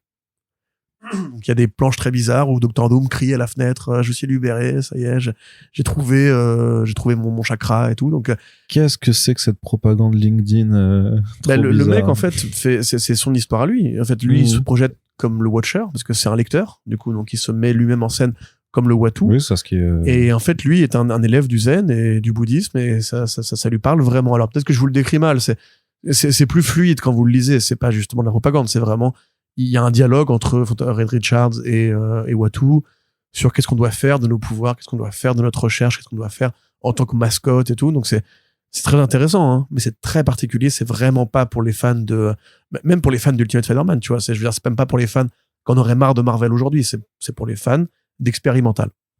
Et c'est vraiment expérimental, et graphiquement, et scénaristiquement. L'autre projet est beaucoup plus simple, le Vortex de la Vérité, qui est donc un projet de Chip Kid. Oui, j'ai dit Chip Zdarsky avant, non, c'est Chip Kid. Oui, c'est Chip Kid et de Bidule. C'est putain, pas que de super artiste en plus. Non, mais non. C'est Chip Kid, il dessine pas de BD. Ouais, mais c'est un super illustrateur aussi, donc. C'est un illustrateur, c'est un designer, c'est un graphiste. Et c'est un magnifique... Ah oui, c'est Michael Shaw, mais Michael Shaw, c'est le clone de Chip Kid. Ils ont vraiment un style. Et ensemble, justement, c'est bien que tu dises ça parce qu'ils se mettent tous les deux en scène en train de dessiner leur album. C'est-à-dire que, donc, c'est The Veracity Trap en version originale. C'est un petit projet, plus petit que The Hero's Journey, qui dure 64 pages, je crois, un truc comme ça. Vous allez suivre une histoire des Vengeurs. Pareil à l'époque de Kirby contre Loki. Et les Vengeurs vont réaliser qu'ils sont des héros de fiction. On coupe l'intrigue et on met la caméra sur Michael Shaw et Chip Kid, qui sont en train de se dire, mais attends, on est en train de faire le gimmick du méta, là, c'est pas terrible, franchement, ça t'est fait 10 fois en plus, puis Morrison le fera mieux que nous, de toute façon. T'es sûr que c'est la bonne piste à poursuivre? Et Chip Kid, là, il fait un monologue, il fait, ouais, je te jure, c'est super bien le rapport réalité-fiction et tout. Et d'un coup, en fait, Loki ouvre une sorte de trappe qui relie le monde réel, qui n'est pas le monde réel, puisque c'est la BD, au monde fictif de Marvel. Et en fait, Chip Kid et Michael Shaw vont faire des allers-retours. Et c'est en fait une histoire de façon méta de déconstruire le méta. Trop bien. Voilà, après on sait que Chip Kid c'est un grand amoureux de Kirby. Il a écrit des albums pour essayer de déconstruire un peu la séquentialité de Kirby, où il prenait de ses Kirby panel by panel. Donc c'est le nom de la collection en l'occurrence. En case par case, c'est un gros historien des comics, particulièrement des Silver Age. Et là, il y a une façon pour lui vraiment de se mettre en scène dans la diégèse de cet univers-là. C'est plutôt intéressant, c'est plutôt rigolo. C'est très bien dessiné, évidemment, parce que Michael Shaw, c'est un très bon dessinateur. Un peu à la Chris Samney, on va dire, pour résumer. Oui, c'est très Chris Samney, voilà. Darwin Cook-like. Exactement. Plutôt une bonne lecture. Après, bon, là, c'est très court, hein, en l'occurrence, mais ça fait bien son boulot de côté un peu mémoriel. Et ça indique aussi... En fait, ce que veut faire Cockman, grosso modo, comme pour Full Circle, c'est vraiment de l'hommage. Hein. C'est de la littérature hommage au début, particulièrement de Marvel, et à tout ce que ça a de noble, tu vois. C'est du coup un peu pas prétentieux, mais il y a un côté quand même vraiment... Marvel, c'est quand même beaucoup Kirby. Alex Ross, il a rendu hommage à Kirby avec Full Circle. Oui. Là, on rend encore hommage à Kirby, et même McDonnell rend hommage à Kirby. Il y a vraiment un côté, on n'est pas du tout là pour faire du mainstream, on est là pour faire de la BD pour les collectionneurs, pour les historiens, pour les mecs d'un certain âge, encore une fois, qui justement ne lisent plus vraiment beaucoup ce qui sort en kiosque. À mon sens, ça fait le boulot. Ils sortent les 2 albums à la même date, ce que je trouve un peu con pour le coup, parce que c'est le même public a priori, donc pourquoi se cannibaliser? Et c'est comme, encore une fois, c'est la fin du mois. Oui. C'est le 29 janvier là que ça arrive tout de suite.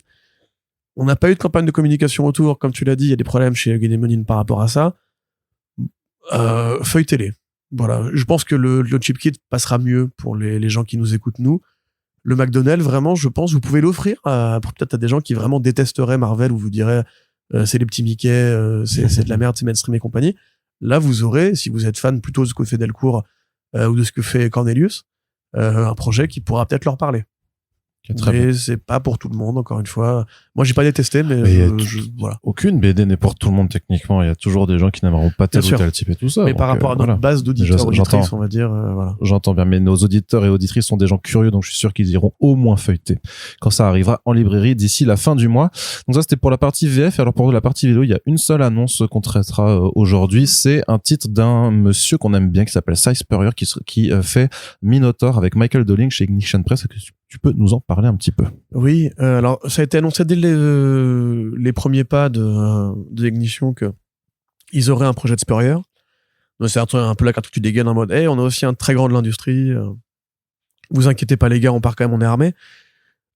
Pour le coup, alors c'est compliqué parce qu'en fait, Spurrier qui a travaillé chez Bleeding Cool à un moment donné et voilà cette espèce de fratrie, je crois qu'il est britannique en plus.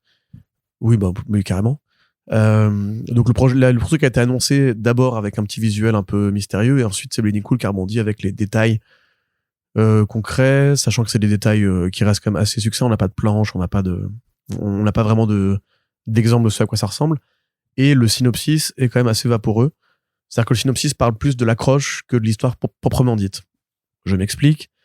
Le synopsis vous explique donc que il y a eu un moment donné où une IA, c'est pas très clair, un algorithme de recherche, on va dire, voilà, a atteint une sorte de point nexus, à un moment donné où les calculs d'un coup vont beaucoup plus vite, les recherches sont plus rapides, l'ouverture des possibles d'un coup, voilà, en grosso modo, un algorithme a ouvert une boîte de Pandore qui permettrait, vu tout ce que ça a débloqué, de faire bondir la technologie de 50 ans en avant.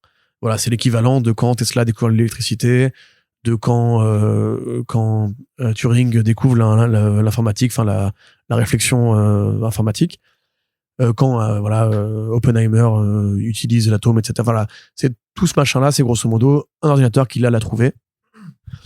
Et d'un seul coup, les protocoles de sécurité se sont enclenchés.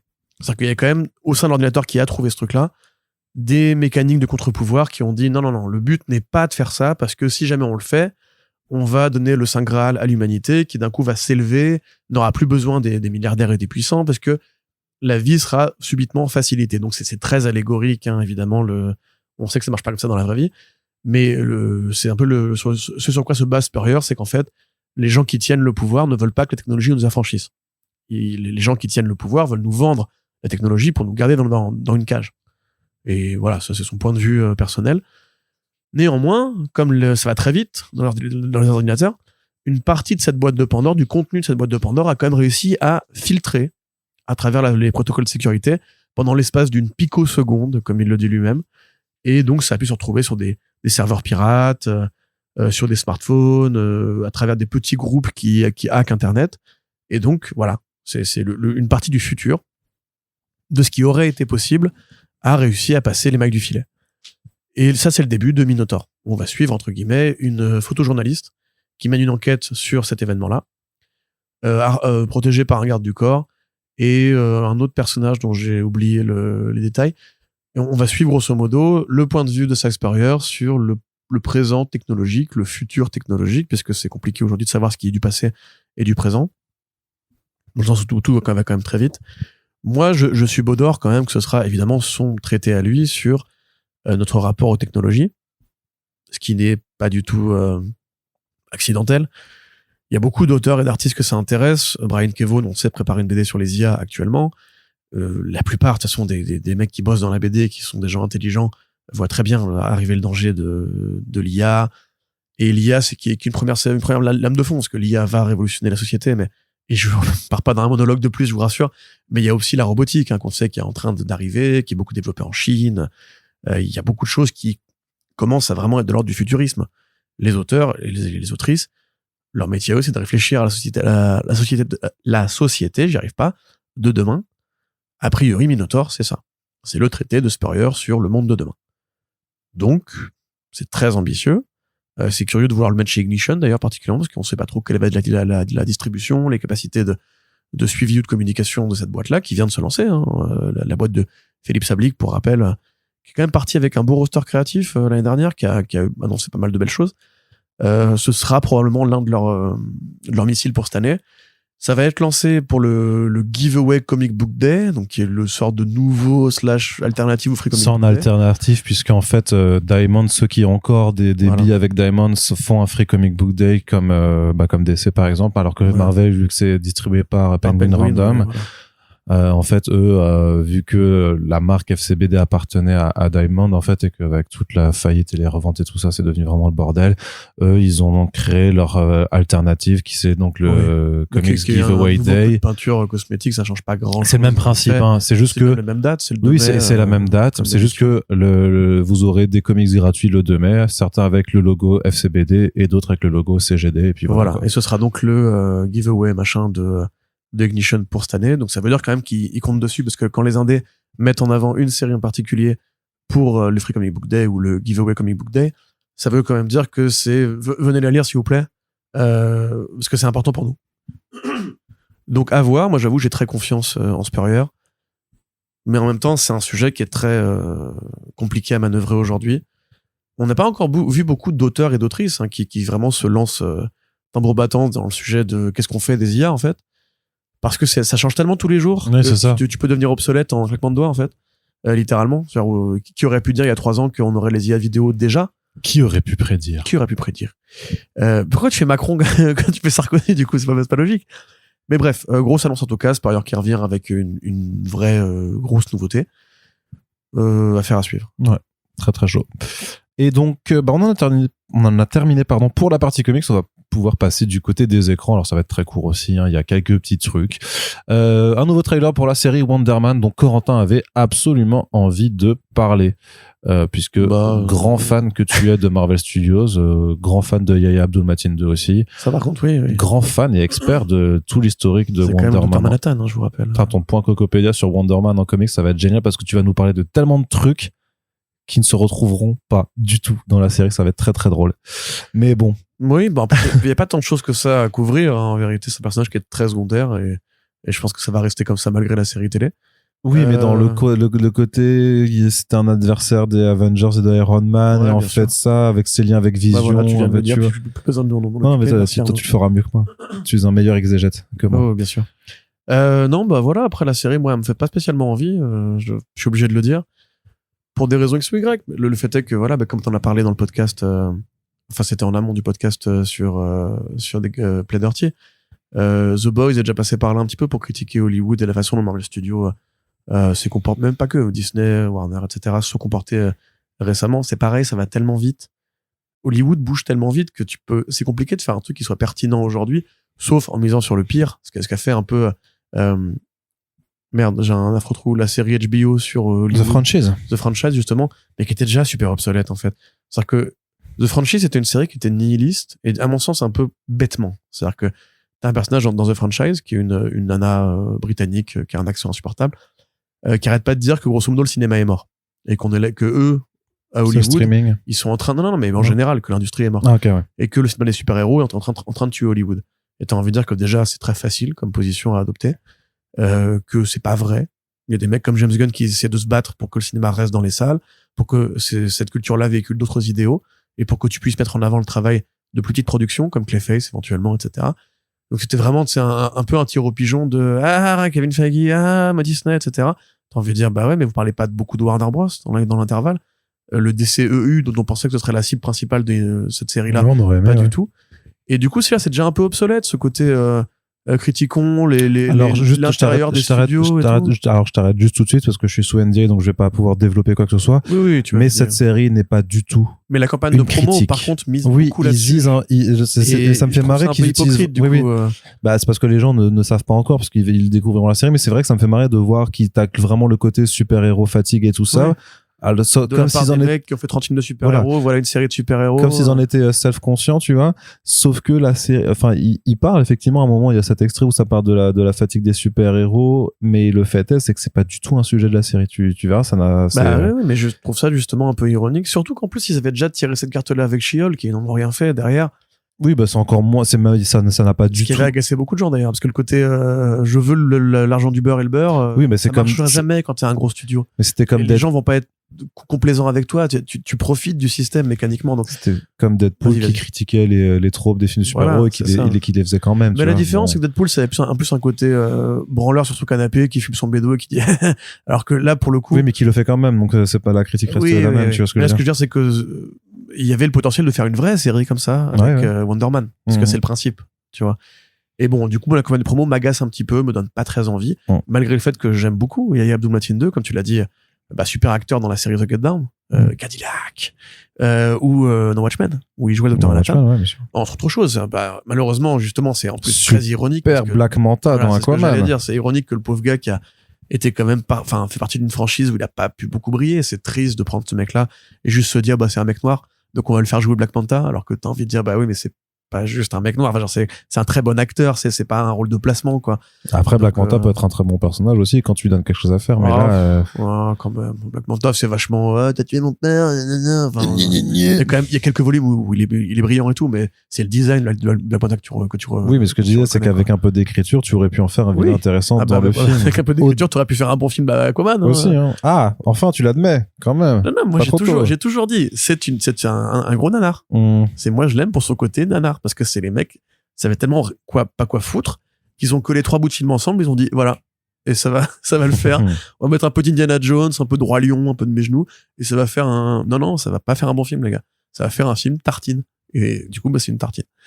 Néanmoins, ce que je voulais dire, c'est pareil. Moi, il y a un truc, j'arrête pas, ça fait 10 ans qu'on en parle maintenant, mais l'humour Kevin Feige, où il est persuadé qu'un personnage qui est rigolo, et il va insister beaucoup dessus, tu vois, comme le personnage de Patel dans Eternals, le personnage de l'agent Cho dans les Ant-Man. Des fois, ça marche, hein. Dans les Ant-Man, il est marrant, par exemple, Ray Park. Randall Park, Jimmy Woo. Voilà, des fois, ça marche, et après, il te le remet, etc. Ou Kat Dennings dans toute sa carrière en tant que personnage comique chez Marvel, tu vois. Là, tu sens que Ben Kingsley, ils l'ont déjà fait dans Shang-Chi, en plus. Tu sens qu'ils se disent, les gens, ils aiment bien ça. Ils aiment bien le côté acteur raté, il est marrant, il se prend pour Daniel Day-Lewis et tout. Je veux pas être méchant, mais moi, ça a arrêté de me faire rire depuis depuis Iron Man 3, en fait. Ça me fait pas rire, en fait, ça. Et je sens qu'ils vont tartiner là-dessus en mode, c'est lui, ça, c'est notre caution comique. Et en fait, Kevin Feige arrête de péter les genoux, quoi. Pareil, tu fais une série comique à Hollywood et t'as The Studio en face. Alors, c'est pas de leur faute, hein, évidemment. Mais tu peux pas faire mieux que ça quand t'es un produit sous licence. Du coup, voilà. Bon, moi, ce que j'espère, c'est qu'il y aura quand même une petite réflexion.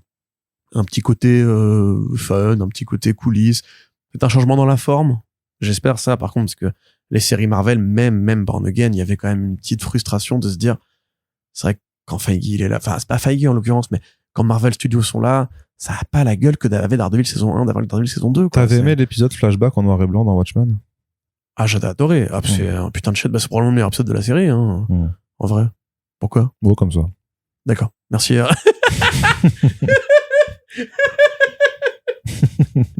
T'avais aimé The Warrior saison 1?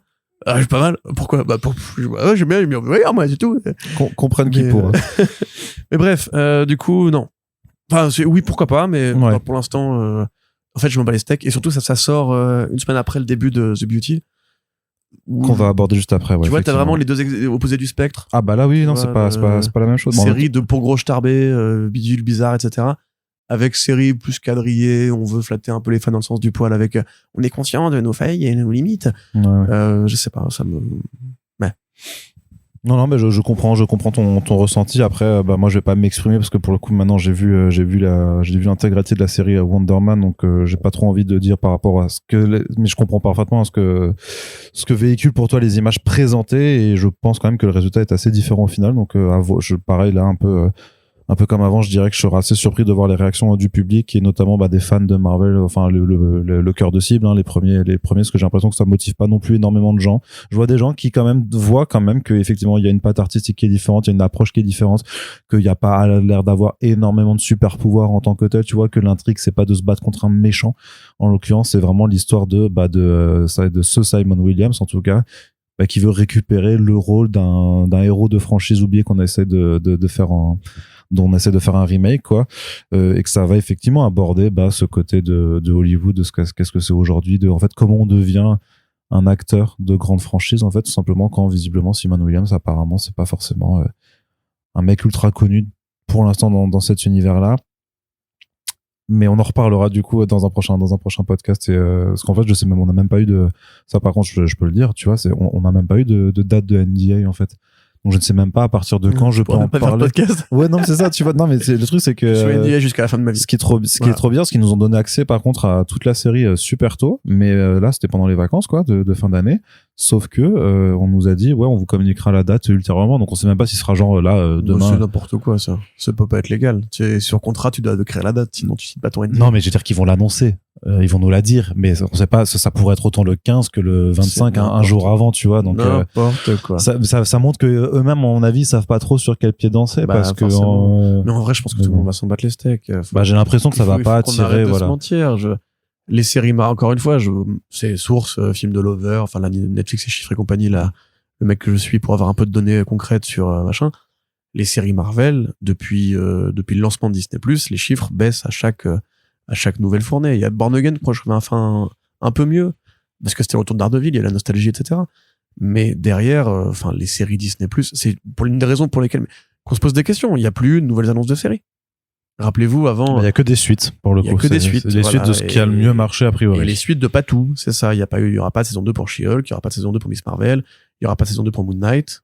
Spoiler alert, désolé, hein, c'est pas une vengeance personnelle, mais voilà, de fait, les gens, en fait, malgré ceux qui braillent sur les réseaux, qui disent, c'était vachement bien Moon Knight, nanana, tout le monde s'en bat les couilles, en fait. Et moi, ça m'attriste, parce que dans le tas, il y a des bonnes séries. C'est les mêmes comme Miss Marvel, disent, on a profité d'un truc en plusieurs saisons. Oui, mais il y aura pas de saison 2 parce qu'il y aura un projet Midnight Suns, et c'est d'ailleurs là-dedans qu'il y aura Blake qui fera sa première apparition. C'est ridicule. Ça fait comment 2 ans que les mecs osent sortir des annonces de trucs pareils. Enfin, évidemment que non.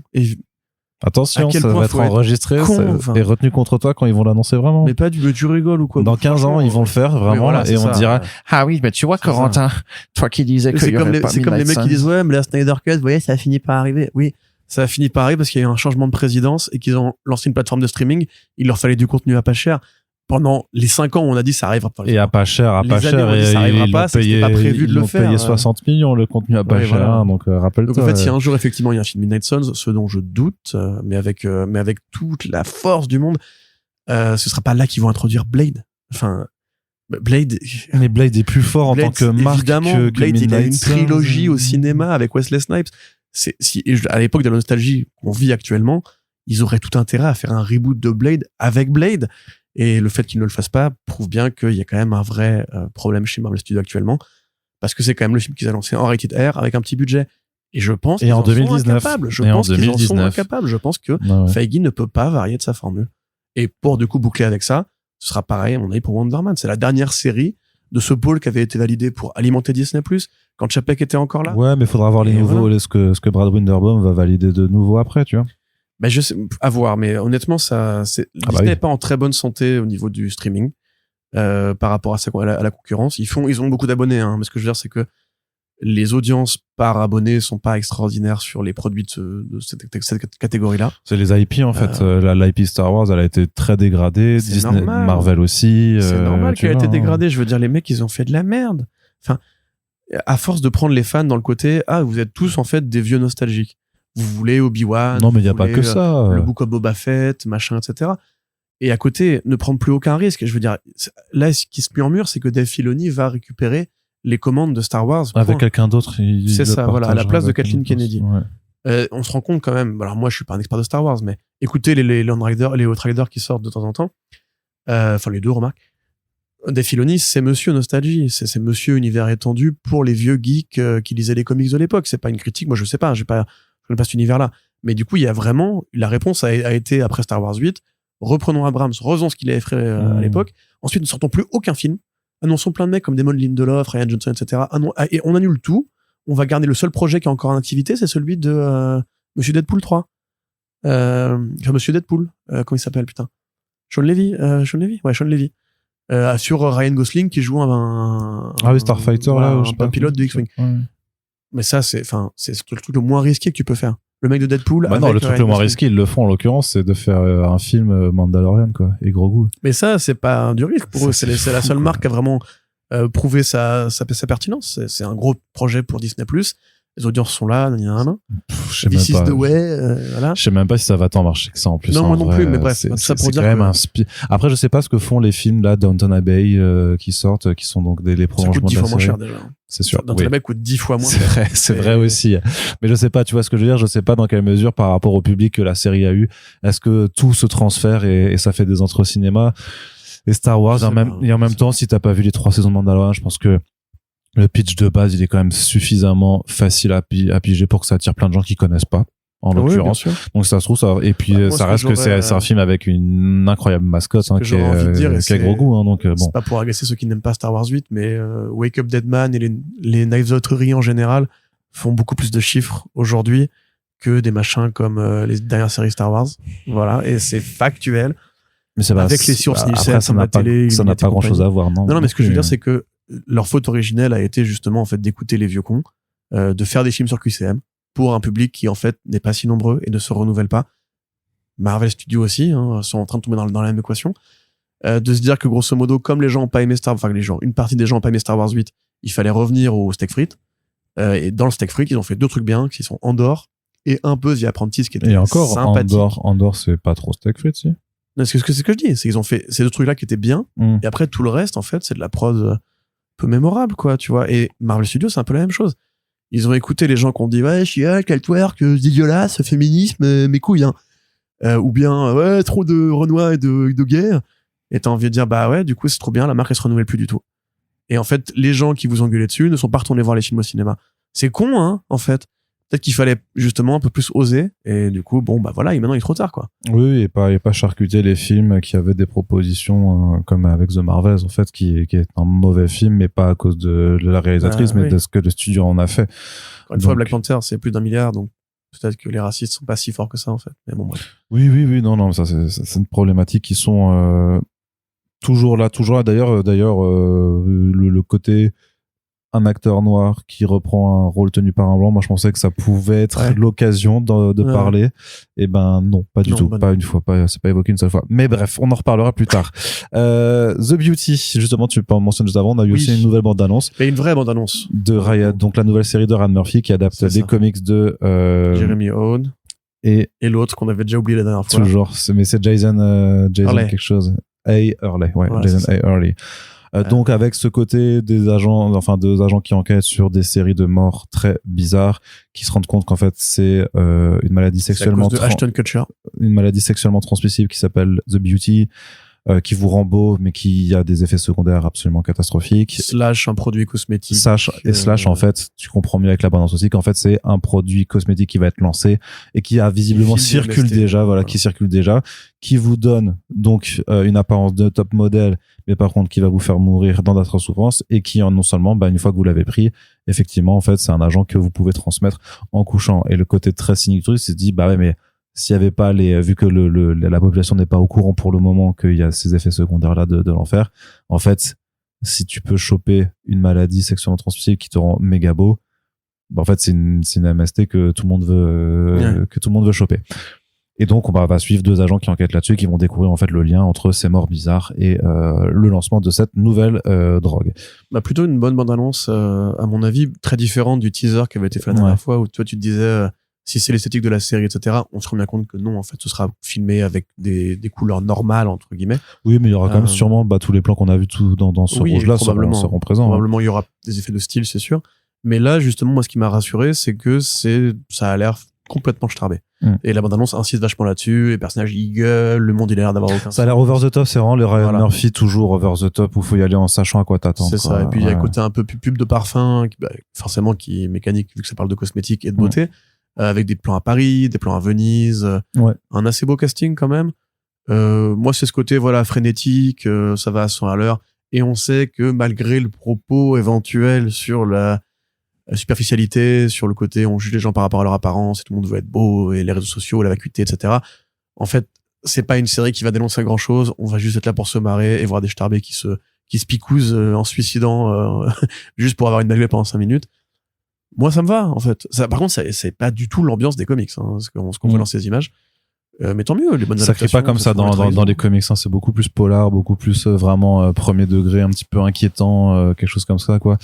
Donc effectivement, ce sera une approche différente, mais ma foi, c'est aussi ça qu'on aime de toute façon dans les comics, d'avoir quelque chose qui soit différent entre la proposition de série télé, enfin la proposition de comics de base et la série télé, et puis forcément avec quelqu'un comme Ryan Murphy, que vous connaissez sur Nip Tuck, sur American Horror Story, sur Rêverie Grotesque, enfin là il est vraiment très très très productif en plus depuis ces dernières années. J'ai l'impression que le streaming lui ça lui permet d'en faire vraiment autant qu'il veut, avec aussi les American Crime Story, la série des Monsters également. Donc là, j'ai l'impression quand même qu'il a trouvé un comics, une bande dessinée dans laquelle en fait il va pouvoir vraiment laisser sa personnalité s'exprimer, et il y a vraiment ce côté over the top qui montre bien en fait qu'il est là pour s'en battre un petit peu les steaks, quoi, pour se faire plaisir avec quelque chose de beaucoup plus excentrique que ce qu'est la BD de base. Mais moi je suis très très chaud en tout cas. Après c'est très proche de son style entre guillemets. Il a toujours été un créateur qui s'amusait un peu, mais ça fait presque tu sais, il y a des saisons d'American Horror Story où justement c'est plus volontairement déjanté. Et en fait, au bout d'un moment, j'arrête l'horreur, en fait. On va juste se fendre la gueule. Et là, si on est fan de son style à lui. Après, tout le monde n'est pas fan. Oui, bien sûr. Et ce que je peux comprendre. Mais nous, on sera chaud et au taquet pour regarder ça. Et donc, du côté du cinéma, The Batman Part 2 devient une usine de recyclage pour les stars du MCU, puisque après Scarlett Johansson, c'est Sebastian Stan qui rejoint le film, et a priori pour le rôle d'Harvey Dent, ce qui montre aussi qu'il n'y a que 2 vilains de Batman que l'on peut mettre dans les films. Visiblement, c'est trop demandé d'en avoir d'autres. C'est un peu, c'est doublement dommage à mon sens. C'est normal pour Two-Face. Pas mal. Non, mais attends, note là. Allez. Faudra faire pour le podcast. Pour une fois. C'est tout le monde parce que Scarlett Johansson, moi j'avais dit oui, on en avait parlé. Bien sûr. Oui. J'avais dit que moi je trouvais ça un peu décevant parce que c'est un visage qu'on a un peu trop vu à mon sens dans les blockbusters. Mais tu disais que c'était quand même une grande actrice qui a fait d'autres choses. Oui, non, mais elle a fait plein de très bons films. C'est pas la question, c'est vraiment là si tu veux, il faut prendre The Batman comme un blockbuster, certes d'auteur, mais aussi de licence, de franchise, de super-héros, par-dessus le marché. Et imagine si ça se trouve elle joue la question. Alors que t'as dit que c'était pas la question. Si elle pourrait jouer René Montoya, s'ils étaient un peu racistes, mais petit whitewashing là qui fait bien. Non, après voilà, moi le fait est que j'étais un peu courroucé parce que je trouve que Schwarzenegger, n'importe quoi, putain, Johansson a fait n'importe quoi dans, mais c'est pas la seule, c'est pas sa faute, etc. Mais dans Jurassic World, mes genoux, c'est vraiment un film. Je pense que c'est le pire film de l'année dernière à mon sens, mais probablement parce que les dinosaures me tiennent à cœur et tout. Je déteste ce film et sa prestation. Tu sais, où c'est ce genre de personnage où on demande toujours de sourire pour la rendre sympathique. Ça, c'est un truc, je déteste ça. Quand, en fait, si tu veux, on te dit souris, et les gens, ils vont bien aimer le personnage. Mais tu dis, non, c'est plus compliqué que ça, en fait, l'écriture, la direction d'acteur, etc. Mais en bref. Le fait est que je trouvais ça un peu petit bras, et surtout, effectivement, vu son historique avec Marvel, parce que c'est quand même une actrice qui a beaucoup été identifiée Marvel, quand même. Elle a fait plus de 10 ans de films pour eux, c'est normal. Mais en plus, le fait d'avoir derrière, donc littéralement Black Widow et le Winter Soldier, en plus qui sont un duo en comics très pareil, très identifié, je trouve ça d'autant plus dommage que le premier film, The Batman, avait esquivé un peu il y avait des doublons, mais forcément, Colin Farrell, c'était déjà un grand nom, même si le travail des prothésistes fait que tu pouvais un peu oublier que c'était lui, tout en t'en rappelant grâce à sa voix et ses gimmicks et tout. Zoé Kravitz n'avait pas fait de Marvel, Pattinson non plus. Donc tu as John Turturro, voilà, c'est quand même une légende et tout. il y avait quand même un casting qui était là pour Paul Dano, pareil. Paul Dano, Pattinson, Kravitz. C'est cette espèce d'école, tu sais, où on pourrait aussi ranger Florence Pugh, Austin Butler ou même Chalamet.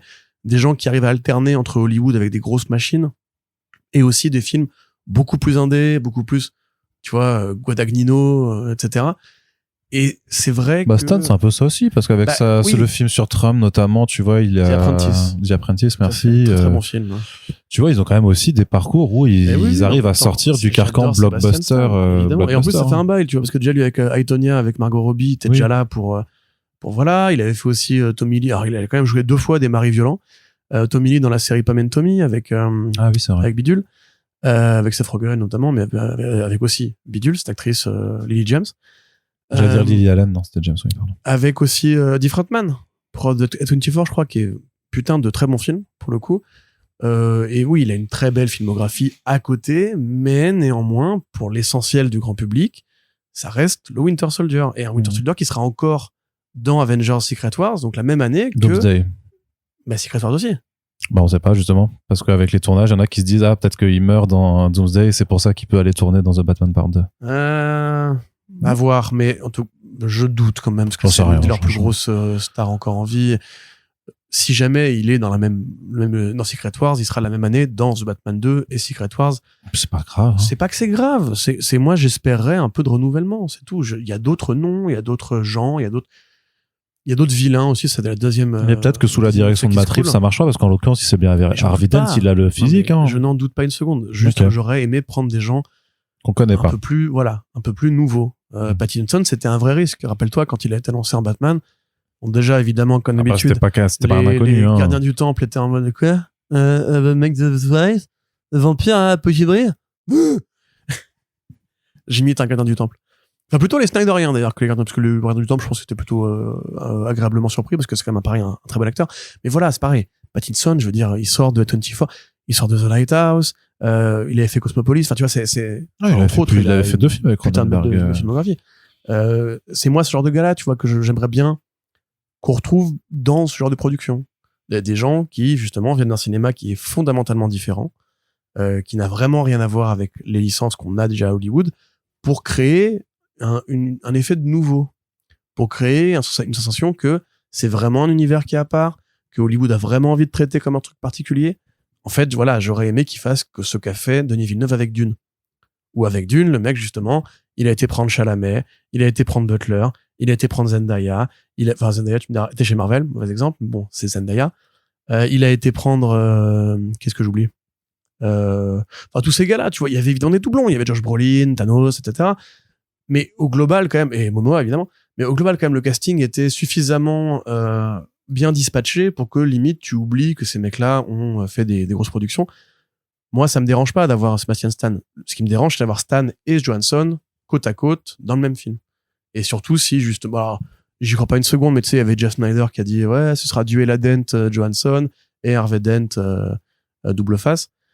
Bon, je vois pas exactement qu'est-ce qui permet d'affirmer ça aujourd'hui. Peut-être que c'est vrai, mais si c'est le cas et qu'en plus il joue justement ce côté duo, ça va faire favoriser l'impression effectivement d'un recyclage. Maintenant, voilà, le deuxième problème que moi j'ai, c'est double face. Encore, enfin, double face, on l'a vu faire de façon comique avec Tommy Lee Jones. On l'a vu avec une version assez parfaite dans Batman TRS. Mais il est partout, double face. C'est l'un des vilains les plus connus de Batman. C'est les années 80, c'est la dualité des États-Unis, c'est la justice. C'est comme Batman, il a souvent un côté négatif, un côté positif, mais les deux, contrairement à Batman, sont en opposition l'un avec l'autre et pas complémentaires. On connaît Double Face, on l'a vu Double Face, on a vu The Dark Knight, et très honnêtement, on peut ne pas aimer certains choix proposés par Nolan, mais le Double Face de The Dark Knight, c'est quand même l'une des adaptations les plus fidèles que tu peux imaginer, si ce n'est que Double Face est généralement plus extrême en comics, plus radical en comics. Il avait la pièce, il avait le flingue, il avait la balafre, il avait le fait d'avoir perdu quelqu'un, il avait vraiment tout le côté, dès le début du film, c'est avec la pièce, avec les deux faces. Il avait le nom, même, c'est l'un des rares vilains qu'il a accepté de nommer, tu vois. Quand Gordon doit le voir à l'hôpital, il lui dit comment vous m'appeliez quand vous étiez au poste de police, et il dit tout le monde vous appelait Harvey Double Face, parce qu'en plus c'est Two-Face, que c'est un traître, parce qu'il bosse avec les criminels et pour la justice. Donc ouais, voilà, c'est pour moi, tu pourras difficilement faire mieux que Aaron Eckhart, même si tu es Sébastien Stan, mais on sait que Matt Reeves, ça ne le dérange pas. Matt Reeves, il s'en fout, en fait, de ce qui s'est fait avant. Il a envie de faire son Batman à lui, en considérant que les doublons ne sont pas son problème. C'est pour ça qu'il y avait Joker dans le premier. Et encore une fois, c'est à mon avis un peu une petite erreur, parce que je ne doute pas que Stan, ça sera très bien dans Harvey Dent. Ce dont je doute en revanche, c'est que le public saura plutôt éviter les comparaisons. À chaque fois qu'il y a un Joker qui apparaît, c'est même devenu une sorte de running gag. Enfin, c'est parodique au point où on en est. Tout le monde fait, c'est qui le meilleur Joker, hein? Comme tout le monde fait toujours encore, c'est qui le meilleur Spider-Man, quoi. Oui, vraiment, voilà. Alors, double face, jusqu'ici, on avait réussi à y échapper parce qu'il y avait eu que Tommy Lee Jones et Aaron Eckhart et les versions animées. Oui, et personne n'a fait d'ailleurs le match. C'est qui entre Paul Dano et Jim Carrey, le meilleur Riddler? C'est ça, tout à fait. Mais voilà, Riddler, en plus, qui était très jokerien dans l'absolu. Mais la scène avec Barry Keoghan dans le premier film, alors qu'elle a été sauvée par la scène bonus. La scène coupée façon Hannibal, où là vraiment Keoghan était très bon en Joker, il le filmait très bien, on comprenait ce qu'il avait voulu faire avec ce casting, mais rappelle-toi, à la fin de The Batman 1, tout le monde était en mode genre, oh, c'est un peu cringe le maquillage du Joker et tout, pourquoi mettre le Joker en plus, enfin, c'est pas la peine et tout. Là, j'ai un peu peur que ça fasse ça, tu vois, et que il y a tellement de vilains, c'est un lieu commun ce que je dis, tout le monde l'a déjà dit, hein. Il y a tellement de vilains chez Batman, prenez des risques, même pas un risque. Hush, c'est un chef-d'œuvre en BD, tu peux adapter Hush facile. On ne sait rien de l'enfance de ce Bruce Wayne. On sait que son père était plus gris que prévu. Que son père était ami avec des mafieux.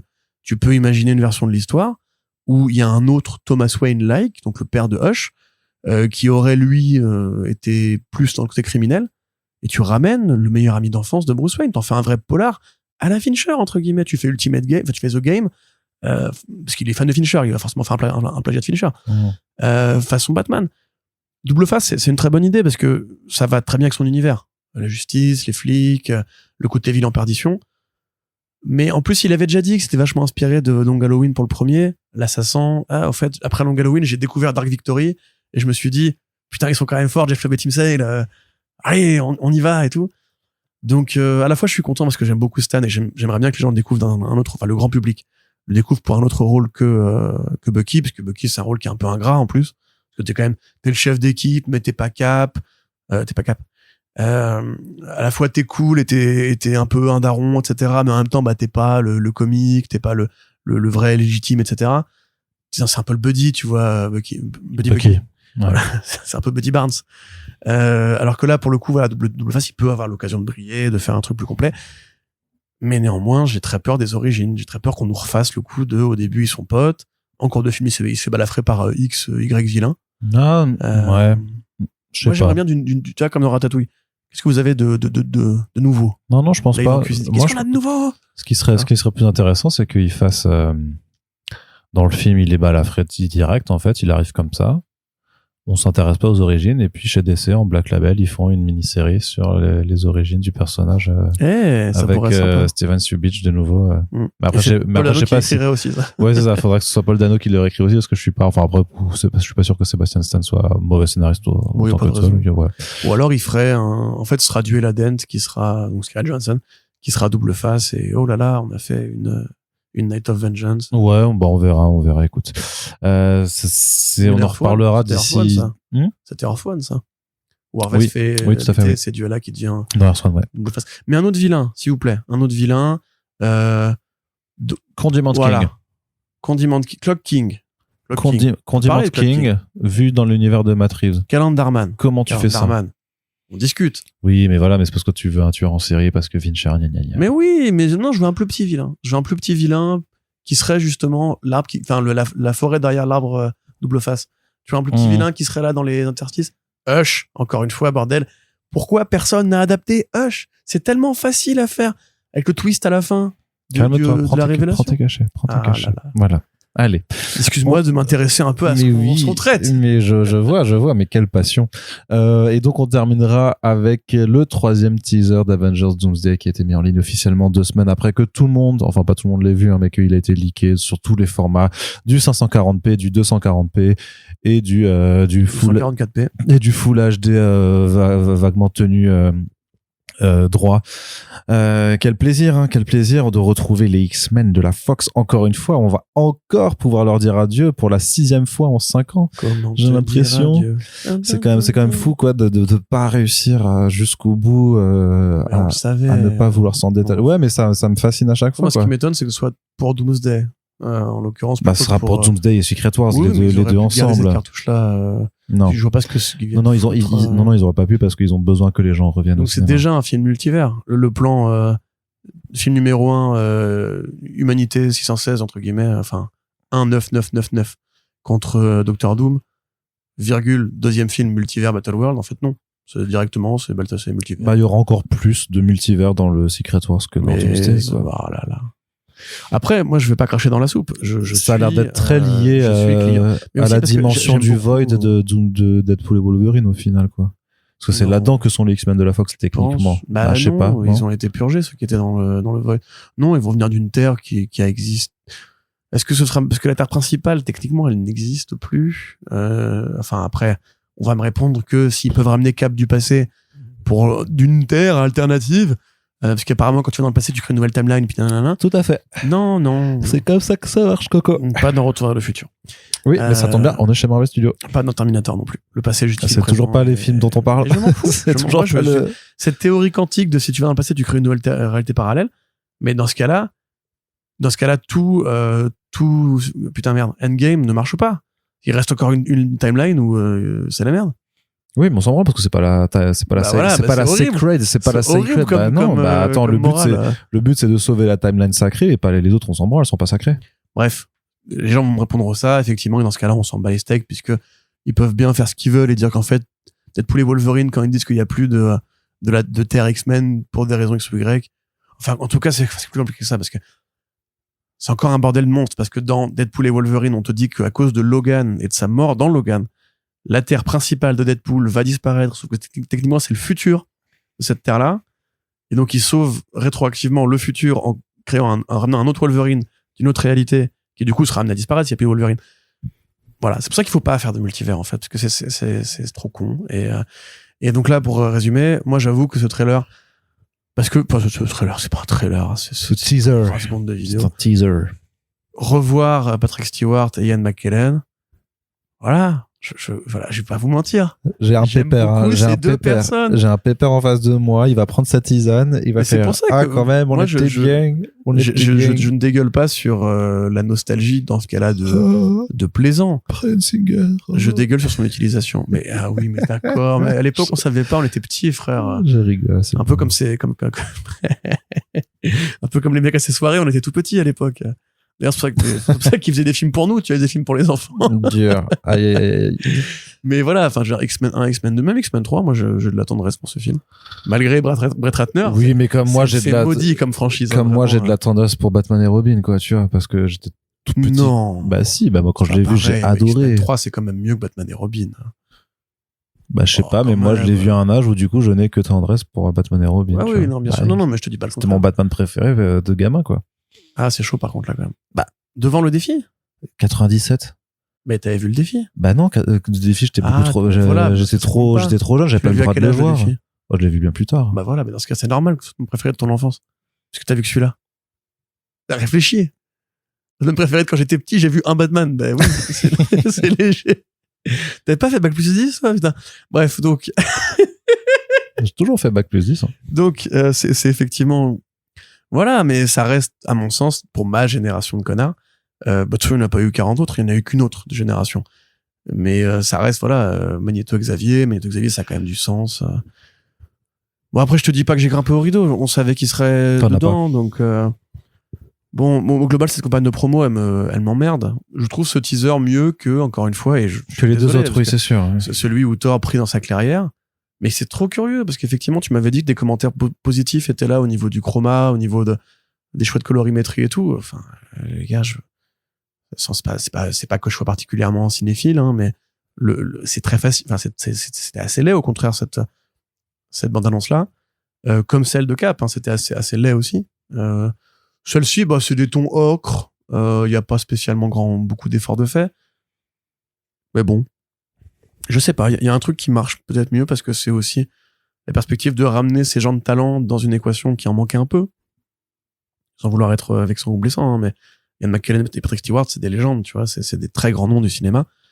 Le fait de les voir jouer aux côtés de Evans et de Hemsworth, je me dis qu'au moins on aura ça, quoi, et que ils prendront un petit chèque, on aura les adieux, on aura une petite réplique culte, mais j'en sais rien, en fait, parce que je dis ça et j'ai encore en mémoire flash, tu vois. Tu vois, où il y avait quand même un acteur que j'aime beaucoup, Michael Keaton, d'un Batman que j'aime beaucoup, celui de Burton, et au final, ils ont tellement tartiné. Ouais. Horrible, la scène de combat dans la cuisine avec le balai, là. Horrible, you wanna get nuts, let's get nuts. Ça, c'est même pas une réplique culte. C'est une réplique qui a été mémisée. Et que les mecs traînent comme une réplique culte parce que il y aurait une façon pour lui de réagir. Ah, non, en vrai, j'ai peur, moi. J'ai peur de cette espèce de tartine de nostalgie. J'ai peur que ce soit vraiment un film où on soupire. Alors que j'ai pas envie, moi, de ça. Je préférerais qu'on prenne un vrai côté. Ah, quand même, allez, on est des bons clients. Bah, on verra bien. C'est bon le popcorn, c'est bon le coca. Kevin Feige, espèce d'enfoiré, si c'est ton film de retraite, bah, on est content et tout. Et au final, j'ai vraiment peur que ce soit, qu'est-ce qu'il nous reste pour cuisiner? On ouvre le frigo, on sort tout, et on va faire un bon ratafia, bien bourratif. Et j'ai pas envie. Enfin, j'ai pas envie. Et encore une fois, montrer le vilain. Mais c'est quand même fou, ça. Arnaud Kikou. Mais non, mais ça, c'est un teaser. C'est le café qui tape, je suis en train de m'énerver, là. Bah ouais, je vois ça. Pourquoi ils ont pas, on sait même pas contre qui ils se battent, si on est mais c'est le principe d'un teaser, Corentin. Mais non, mais si on est dans le grand public, on sait même pas quelle va être la menace. Qu'est-ce qui va les réunir? Parce que c'est pas pour le grand public, de toute façon. C'est Robert Downey Jr. qui revient en Iron Man. Mais ce n'est pas... Il fait des variantes cover chez Marvel maintenant. Corentin, calme-toi. Je suis très calme. Ces teasers ne sont pas pour le grand public. Ils sont projetés pas pour le grand exceptionnellement. Public. Ils sont devant Avatar Way of Ash and Fire, qui va être le film de l'année. Oui, mais il y en a 4. Et le grand public ne va pas voir 4 fois Avatar 3. Donc, la stratégie, elle est faite pour que ce soit vraiment les nerds, les fans, les premiers de cordée, le cœur de cible qui aillent vraiment tous les regarder. C'est tout, c'est pour ça. Donc t'inquiète pas que le vrai premier trailer qui sera diffusé pas que pour les séances d'Avatar, mais pour tous les films familiaux à ce moment-là. Enfin, t'inquiète pas que y aura Robert Downey Jr. là-dessus. Je trouvais ça idiot. Bah non, parce que c'est une première fois. Moi, ce qui me saute plus dans l'idiotie de l'approche, c'est pas le fait de pas montrer le vilain, c'est le fait de croire qu'en 2025 et 2026 maintenant. Tu peux réussir à créer un vrai engouement pour le cinéma en fait et surtout de te leurrer dans le fait que ton trailer va pas être mis en ligne immédiatement le jour J de la diffusion du teaser dans des qualités exécrables. Et c'est pour ça que je dis, vu que de toute façon ça ne s'adresse pas en fait au public généraliste, mais que vraiment ceux qui veulent voir les 4 teasers, c'est nous, c'est les nerds. Bah, je trouve juste qu'on est traité comme de la merde parce que du coup on se retrouve à être spolié littéralement, puisque voilà des vidéos de qualité. Carrément, ils t'ont cambriolé et tout, ils ont piqué les trucs. Spolié, ouais. Ça veut dire qu'on te dérobe des trucs. Non, c'est gâché. Non, spoilé alors. Alors pardon, spoilé, oui, pardon, excuse-moi. Ouais, parce que spoilé, on revient ton objet, tu vois. Oui. Non, mais que en fait, on se fait spoiler comme ça de façon nulle en fait, parce que vraiment à la limite. Mais ça, c'est pas de leur faute entre guillemets. Bah si, parce qu'ils savaient très bien que ça allait arriver et qui maintiennent le truc en ne diffusant. Ils ont prévu ce truc-là en ne diffusant pas. Oui. Non, mais ils ont raison. C'est folique quoi. D'un point de vue pragmatique, ils ont raison parce que ça fait parler tout le monde pendant 2 semaines sur des leaks de merde. Il y a vraiment des gens en France. Vu le contenu des leaks, je sais pas si ça a marché. Si, Corentin. Oui, non, mais je veux dire que les gens ont pas grimpé au rideau. Mais tu vois. Mais non, mais on n'a pas l'œil sur tout. Mais si, tu vois bien que ça fait discuter de tout le monde. Moi, je voyais des Américains qui réalisent là-dessus, des auteurs de comics qui disent eux-mêmes, je vois que c'est une bonne stratégie parce que ça fait parler tout le monde pendant 2 semaines. Et puis quand le trailer sort en ligne officiellement, bah ça remet une piécette dans la machine conversationnelle. Et c'est vrai, mais sur la base donc de vidéos filmées par des vieux gars au cinéma qui pour certains, t'as l'impression ils ont un téléphone qui date d'il y a 25 ans. C'est stupide. Enfin vraiment, c'est des leaks de merde. Le fait que ça a aussi motivé plein de gens aussi à faire plein d'articles supputifs en fait sur la nature de ce qu'il y avait dedans et pour raconter tout et n'importe quoi. Il y avait une chance que ça passe, une chance que ça passe pas. Je vois des gens en France qui font sur leur page de merde des trucs genre ouais, j'ai le trailer, 4e trailer en HD, wink wink, venez sur Insta et demandez-les-moi en DM et abonnez-vous pour que je vous l'envoie. Enfin vraiment, ça n'a motivé, ça n'a créé que enfin, tu vois, ça n'a fait que caresser les pires de ce milieu-là. Côté de l'humanité. Voilà, vraiment tous les trucs les plus nuls possibles. on a eu que ça, quoi. Vraiment, moi, je le vois, ça, enfin, je trouve ça, c'est que enfin, vraiment. T'es trop dans la matrice, toi. Moi, je veux pas tout ça. C'est trop vers le bas, quoi. Tout le monde est tiré vers le bas, en fait. Il y a pas de bonne pratique, il y a pas de truc, c'est même pas intéressant. Tout le monde essaie de faire son petit business, son petit truc. Ah oui, regardez, moi, j'ai vu le trailer, je peux vous l'envoyer. Abonnez-vous à mon Telegram. Et en plus, de façon super hypocrite, parce que bien entendu qu'ils peuvent pas faire de react, tu sais, David, ils aiment bien faire les vidéos de réaction. Bah là, bah non, ils vont pas le faire vu que c'est sur des leaks et tout ça. Donc à jouer enfin vraiment, j'ai jamais vu de ma vie une vidéo, un truc de réaction comme ça. C'est que, bah, je regarde pas, mais je sais que ça existe, tu vois, et apparemment ça marche. Donc c'est qu'il y a des gens que ça intéresse, mais c'est juste que là ils peuvent même pas le faire. Donc en fait ils te parlent d'un truc qui sont même pas sans avoir vu non plus, puisque c'est effectivement c'est fuité, quoi. Enfin bon, pour certains ils l'ont vu parce qu'ils sont quand même allés dans la salle de cinéma, tu vois, mais je sais pas, je trouve qu'il y a tout un tas de pratiques nulles comme ça qui profitent à personne, qui n'élèvent pas du tout en fait ce que ça pourrait être. Ouais. Et Marvel Studios a sa responsabilité là-dedans, parce que bah en fait c'est ridicule d'attendre ils ont pas leur responsabilité là-dedans. Bah, les gens font leur choix, et Marvel Studios non, mais ils sont responsables de marcher sur un système qui va les favoriser. Ils ont une responsabilité dans la situation, parce qu'ils n'ont pas à attendre 2 semaines en fait pour sortir le trailer. Ça, évidemment, mais et que pendant 2 semaines tu sois pris. Les gens à un compte Instagram pour dire hey, viens voir dans mes DM, tu vois. Enfin, c'est les gens. Non, mais ces gens-là, mais ces gens-là ne pourraient pas faire ce business-là si le trailer sortait le jour même aussi, tu vois. En tout cas, s'il y avait pas tant d'attente en fait entre la mise en ligne dans le cinoche. C'est sûr, mais après moi je peux pas m'empêcher de me dire qu'à une époque, aller au cinéma, tu allais pour aussi voir les bonnes annonces, qui étaient encore à l'époque des exclusivités quand il y avait pas le même système d'internet de fouille merde, et que c'est agréable de découvrir un contenu exclusif au cinéma, tu vois. Oui, mais aujourd'hui ça ne marche pas. Ça ne marche parce que les gens sont des connards, mais c'est pas forcément de leur faute. Bah oui, mais tu le prends en compte, mais le savent, je veux dire, ils peuvent pas faire genre, on le savait pas. T'as raison sur moi je leur fais le même reproche pour les Comic-Con, tu vois, où ils réservent des contenus exclusifs aux festivaliers. Et moi, j'arrête pas de dire pourquoi vous filmez pas les conférences, puisque de toute façon, personne ne peut y aller à part les locaux et quelques touristes riches. Et au final, ça ferait plus de bruit médiatique, etc., etc. Et eux, leur réponse, c'est, ben non, mais nous, on veut que les gens aient un intérêt à venir. On veut regarder l'exclusivité. On sait très bien que ça va être filmé et que ça va se retrouver sur Internet. Et du coup, t'as envie de dire il faudrait s'adapter et le mettre directement en ligne. Et eux, ils te répondent, bah non, nous, on a encore cette espèce de pureté de l'expérience qu'on a envie de défendre. Oui, mais tu peux contrôler une salle de 2000 personnes, ou à la limite, t'as des agents qui contrôlent tout ça, alors que là, c'est dans tous les cinémas du monde entier, tu peux pas faire de flicage. Mais que ça vienne des projectionnistes, c'est vraiment un scandale pour le coup, mais donc tu sais très bien que, oui, non, mais c'est comme, oui, ça, alors ça. Après, pour revenir au contenu proprement dit, moi, le fait est que c'est quand même la 3e fois qu'on nous refait le coup de Xavier Benetto. Rappelez-vous, Days of Future Past, qui était déjà dans la 2e génération d'X-Men. Ils nous ont refait la nostalgie de Mon vieil ami, etc. Rappelez-vous de la fin de The Wolverine, où il y avait Xavier Magneto qui allait récupérer Logan à l'aéroport. Et donc là, c'est quand même la 3e fois qu'on nous refait le même coup pour marcher sur des films qui ont maintenant plus de 20 ans.